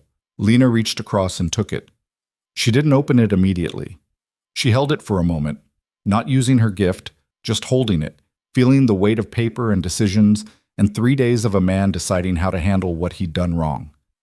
She set it beside the open evidence documentation and looked at Cassin with the direct, measuring attention she'd been developing since she was very young, and survival had required her to know quickly what kind of person she was dealing with. He was, she decided, exactly what he'd said he was. A man who'd made a failure of judgment and had come to address it because the alternative was worse, and because, somewhere under the calculation, there was still something that recognized an obligation. "I'll need 3 hours with these documents," she said, "and I'll have questions after." Cassin looked at her for a moment. Then he nodded, with the specific quality of a man who has stopped managing an impression and decided to simply answer the situation in front of him honestly. "I'll be available," he said. She worked through Cassin's documents that afternoon in the library, alone, with the particular focused attention she brought to primary evidence. The correspondence was exactly what he'd described. Hale's formal proposal, received, kept without response, held in a locked case in Cassin's study for 8 months, while the lord in question managed his uncertainty with the specific non-action of a man who didn't know which direction the weight was going to fall. No endorsement, no communication, no evidence of any action taken in support of Hale's plan. But in the financial records she'd requested alongside the correspondence, because she always requested the financial records, because Hale's operation had taught her that money was the most honest narrator available, there was something else, not Cassin. Cassin's accounts were clean, consistent, no anomalies corresponding to the dates of Hale's operational timeline. His steward's accounts, however, were not. 3 payments over 18 months, small enough to be buried in routine expenditures, large enough to be meaningful if you were looking for them. The dates matched the dates in Hale's operational log. Specifically, 3 dates on which Hale's scout misdirection had required local logistical support in Cassin's territory. Cassin's steward, not Cassin. She sat with this for a long time. Then she went to find him. He was in the secondary guest room, waiting with the patience of a man who had come to answer questions and intended to do it properly. He looked up when she came in and read her face before she'd said anything. The specific attention of a man who was good at reading situations, which was probably how he'd built a prosperous regional lordship. She set the steward's financial records on the table between them and sat down. He looked at the records. Something moved through his face. Not the careful management she'd seen in the hall, but something more genuine. Something that arrived at a different place than he'd expected to arrive when he came to the stronghold. "You didn't know," she said. Not a question. He looked at the records for a long moment. "No," he said. "I did not know." "When did you find out?" He was quiet for a moment. 4 months ago. I discovered the anomalies in the accounts. I confronted him. He paused. He told me what he'd been providing and to whom. He told me that if I reported it, he would produce evidence suggesting I had authorized the payments. He looked up at her. "Fabricated evidence, but you weren't sure it would be seen as fabricated," she said. "No." His voice was level, but she could hear the weight under it. 8 months of it. The same weight David had been carrying, the same weight the domestic staff member had been carrying, the same weight that Hale had been in the business of distributing. "I was not sure. And He stopped. "I thought that if Hale succeeded, the evidence would never be used. If he failed, I would be too far from the center of it to be examined closely." He looked at his hands. That was the second failure of judgment. She looked at him across the table, and she thought about the shape of Hale's operation as she now understood it completely. Not just the central architecture of the kidnapping and the false trails and the coup proposal, but the outer structure, the web of small coercions and managed silences, and people held in place by the specific fear of being found guilty of something they hadn't done. The methodology of a man who didn't need people to be villains, he just needed them to be afraid. "Your steward acted without your knowledge," she said. "The financial records show no authorization at your level. The timing of the 3 payments corresponds to requests Hale made through channels your steward managed independently." She paused. "Your failure was not reporting what you found 4 months ago." "Yes, that's reportable," she said. "It's a separate matter from the conspiracy itself, and it will be treated as one." She met his eyes. "But the steward is a different matter, and if you want the second failure of judgment to be treated as what it was, and not as something that looks worse than it was because you're still managing it, you report both, completely, today." He looked at her for a long moment. "You could have taken this to the king," he said. "You came to me first." "I came to you first because you came here voluntarily," she said, "and because the distinction you drew in the hall between a failure of loyalty and a failure of judgment was accurate. I wanted to see if you'd hold to it when the information got harder." She paused. "You did." He was quiet for a moment. "Who are you?" he asked. Not the dismissive version of the question, not the version that meant you're not important enough to be doing this. The version that meant he was genuinely asking. "Counsel to the king's intelligence," she said. He looked at her, and this time the recalibration was complete. Not the surface adjustment she'd seen in the hall, but the full revision of a man who has come into a situation expecting one kind of thing and received a different and more demanding kind entirely. "I'll report everything," he said. "Good," she said. "I'll walk you to the war room."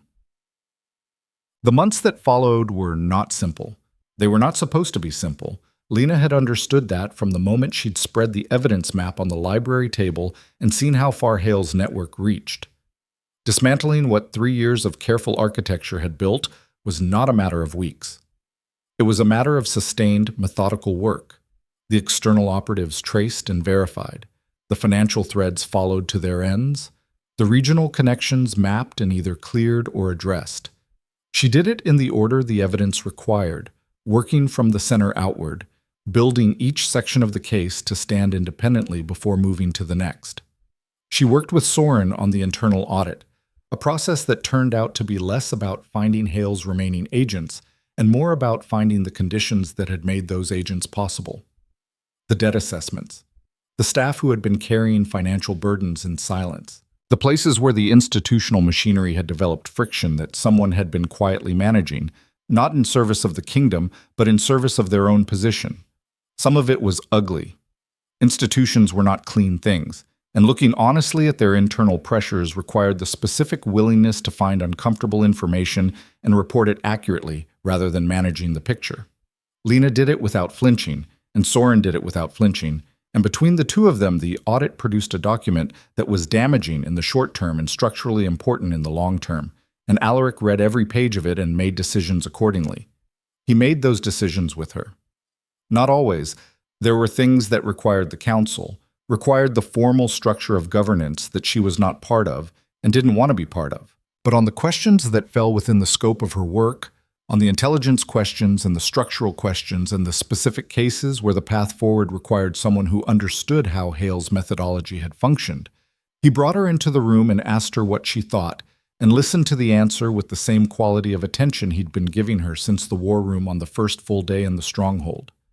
It was, she realized gradually, how he made all his significant decisions, by finding the person whose understanding of a problem was most complete and genuinely engaging with their thinking, not deferring, not abdicating, genuinely thinking with someone rather than at them. She had spent 7 years being someone other people thought at. The difference was not small.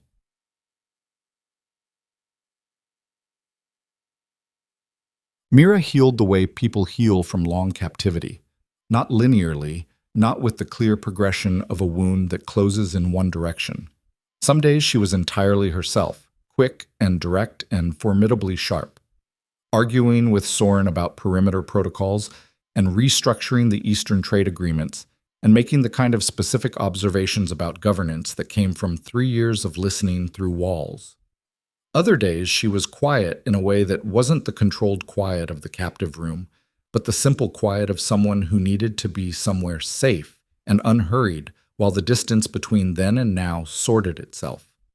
She and Lena developed the kind of friendship that builds between people who are honest with each other in a context where honesty costs something. They talked in the evenings sometimes, in the library or the upper corridor, and what they talked about ranged from the practical, the Eastern District governance questions Mira was developing positions on, to the personal, in the careful way that two private people with complicated histories move toward the personal.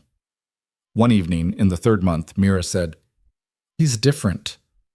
Lena looked up from the document she was annotating. "Who?" Mira gave her a specific look. "You know who." Lena set the document down. "He's been waiting his whole adult life to be able to trust someone fully," Mira said. "Not partially. Not I trust this person's competence or I trust this person's loyalty to the institution. Fully. In the way that doesn't require management." She looked at Lena steadily. "He trusts you like that. I've never seen him trust anyone like that." "He trusted Hale," Lena said. "He trusted Hale's performance," Mira said. "He trusted the version of Hale that Hale had constructed for that purpose. It's not the same thing." She paused. "He trusts you. The actual you. The one who tells him when she thinks he's wrong and knows things he doesn't want to know and comes at problems from directions he hasn't thought of and still—" She stopped. "Still chooses to be here." Lena was quiet for a moment. "I know," she said. "I know you know," Mira said. "I'm saying it because I want you to know that I know." She paused. "He's my brother. Whatever you're building with him, I see it, and I'm telling you that I see it clearly, and I think it's the right thing." She looked at Lena with those iron-gray eyes that held so much of what their family had built into them. The steadiness, the directness, the specific warmth that lived underneath. "You gave him back his sister. You can't know what that means to him." "I think I can," Lena said. "A little," Mira smiled. A real smile, not the managed one she deployed publicly, but the one that started in her eyes and arrived at her mouth afterward, the one that was only available in rooms where she felt safe. "He's going to say something formal eventually," she said. He'll build up to it for too long and use too many words because he's terrible at anything that matters to him personally. When he does, she paused. Say yes quickly. Save him from himself. Lena looked at her. I'll consider it. Mira picked up her own document and went back to it, and the library was warm and quiet around them. And outside the window, the Thornwall peaks were white against a winter sky. And Lena thought about a woman who had once calculated freedom in miles of open road and was now calculating it in something more complicated and more honest. He said the formal thing on a cold, clear evening in the 5th month, in the library, which had become their place by habit rather than designation. The room they both ended up in when the day's official work was done. The room that had held the evidence map and the blood oath aftermath and the first conversation where they'd both said what they actually meant. He said it with too many words, and she listened to all of them because they were his and they cost him something, and she valued things that cost people something. He said that he had spent his adult life understanding his obligations to his kingdom and his people and his family, and that he understood those obligations remained primary and were not diminished by anything personal. He said that he was aware of the complexity of her position and her history and the 7 years she'd spent rebuilding something that belonged entirely to herself, and that he had no interest in asking her to give that up. He said that what he was offering was not a position or a title or a strategic alliance, but himself, specifically, plainly, as clearly as he knew how to say it, and that whatever form she wanted that to take, he would work from her terms. He ran out of words somewhere around the 3rd minute and looked at her with the specific expression of a man who has said the true thing and has no more language for it. Yes, she said. He blinked. That's the answer, she said. Your sister told me to say it quickly. Something happened in his face that she had seen in pieces across 5 months. The door opening, the thing behind it visible without management, but all at once, completely, for the first time. He looked at her with his iron-gray eyes, and nothing in them that was held back, and it was, she thought, the most honest face she had ever seen. He crossed the library in 4 steps, and she stood up, and the distance between them closed, and it was not complicated, and it was not managed, and it was exactly what it was. The formal binding happened in the full moon of the following spring, on the upper wall where they had stood together on the 9th night and looked at the eastern peak above the mountains. The wall was lined with torches, and the whole of the stronghold was present below them in the courtyard, filling it to the edges, faces upturned in the cold spring air. Beyond the stronghold walls, the first of the regional delegations had been arriving for 2 days. Lords and representatives and the ordinary inhabitants of the districts who had come not because they were required to, but because word had traveled in the way that important things travel, through the specific channels of people telling each other what had happened and what it meant. Mira stood to Alaric's left, her position formal but her expression unmanaged. The real smile, the one from the library. Soren stood to Lena's right, in her full general's uniform, with the specific posture of someone who would not cry, but was investing considerable energy in the project. The ceremony was brief by design. Alaric had asked for brevity, and Lena had agreed enthusiastically, both of them having a congruent aversion to performance that had been one of the first things they'd recognized in each other. The binding words were old and simple and exactly sufficient. They spoke them in turn, in the cold spring night with the mountains above them and the stars beyond that, and the full moon over the Thornwall peaks laid its particular light across everything. When they were finished, the courtyard below was very quiet for exactly 1 moment, the moment of people absorbing something. And then it was not quiet at all. Lena stood on the upper wall in the torchlight with the full moon above the eastern peak and the sound of the courtyard below and Alaric's hand warm in hers. And she thought about the Crow and Copper Tavern, the last lantern, the cold basin of dishwater and the arithmetic that never improved. The man who had stepped out of the shadows and asked for one last drink and said, "Please." She thought about the blood oath, the heat that had moved from their joined palms up through her arm and settled in her chest like an ember catching. She pressed her free hand to the inside of her coat, where the hairpin sat in the same pocket it had occupied since the first night in the East Wing room. She would not carry it forever. It would go into a proper place, a kept place, a piece of evidence and of history that deserved to be preserved. But not tonight. Tonight it stayed where it was.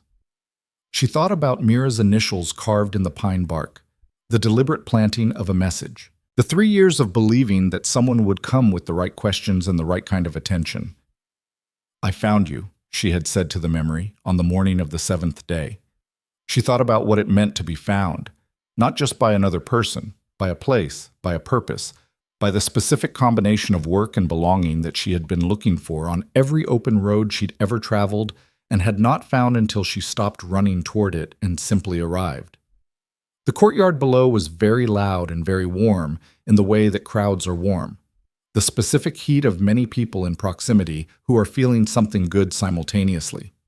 Torches moved in the hands of people who had made their way up to the walls to see better. Somewhere in the crowd, someone started a sound that was taken up by others around them.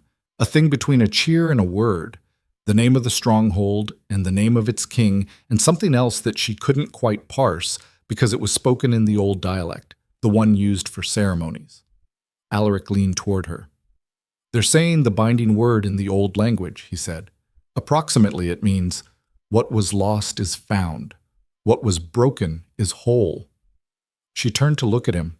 He was looking at her with the open face, the one with nothing held back, and the moonlight on the mountains behind him and the torches and the crowd below and the spring air that was finally genuinely warm. "Is that accurate?" she asked. "For you?" He looked at her for a moment, and the answer was in his expression before he said it, but he said it anyway, precisely, the way he said all the things that mattered to him. "Yes." She looked at the mountains. She looked at the courtyard below, at the faces turned upward, at Mira's dark hair and Soren's straight posture, and the hundreds of people who had come to stand under the full moon and witness something that had started in a closed tavern at the edge of a frontier town with one last drink and a conversation and two people who had each, in their own way, been waiting for a door. The courtyard was still making its sound. The mountains held their position in the dark. The stars above the Thornwall peaks were exactly where they always were. Lena thought about the open road. She thought about what it meant that she was not on it. Not because she couldn't be. The gold was real. The freedom was real. The clear debt document was in a box in the East Wing room precisely because she had chosen to keep it, as a record of the moment when her life had changed direction. She could leave. She could always leave. She was not leaving. She was standing on a stone wall above a courtyard full of people who were shouting her name alongside his, in a place that had not been her place until she chose it, beside a man who had asked for help instead of demanding it, and had meant every promise he'd made and had never, once, tried to make her smaller than she was. She was home. Not in the uncomplicated way of people who have always known where they belonged. In the harder, more earned way of people who have spent a long time looking and arrived at the answer from a direction they didn't expect, and know precisely what it cost to get here, and value it accordingly. The woman who had closed the Crow and Copper Tavern on a cold autumn night and done the arithmetic that never improved had spent 7 years surviving. She had been good at surviving. She had learned every skill it required and deployed them with the precise, steady competence of someone who had decided that survival was enough. It was not enough. She had known it wasn't enough for a long time, in the specific private way that people know the truths they are not yet ready to act on. She had known it every time she packed the light pack and moved to the next town and rebuilt the next version of Invisible. She had known it in the tavern, in the specific loneliness of 3 years building something that felt like permanence and turned out to be someone else's debt. She had known it the moment she cut her palm and pressed it against the palm of a stranger in a closed tavern and felt the ember catch. She had known it was not enough, and she had stopped running toward enough. And enough had found her in a frontier tavern at the edge of the mountains, wearing traveling clothes, asking for one last drink with a please. Alaric's hand tightened around hers. She tightened back. Below them, the courtyard was warm and loud and alive with people standing under the full moon in the cold spring air, and the Thornwall peaks held their positions above everything, permanent and clear, exactly where they'd always been, exactly where they would always be. And Lena Voss, who had spent 7 years hiding her gift in the shadows, surviving in the silence, running toward freedom on every road that opened in front of her, stood openly in the torchlight, at the side of the man she had chosen and who had chosen her, and she was not surviving anymore. She was home. The moon rose over the Thornwall range, and the stars burned cold and permanent above the peaks, and the woman who had once been invisible stood in full view of everything, and the night received her exactly as she was.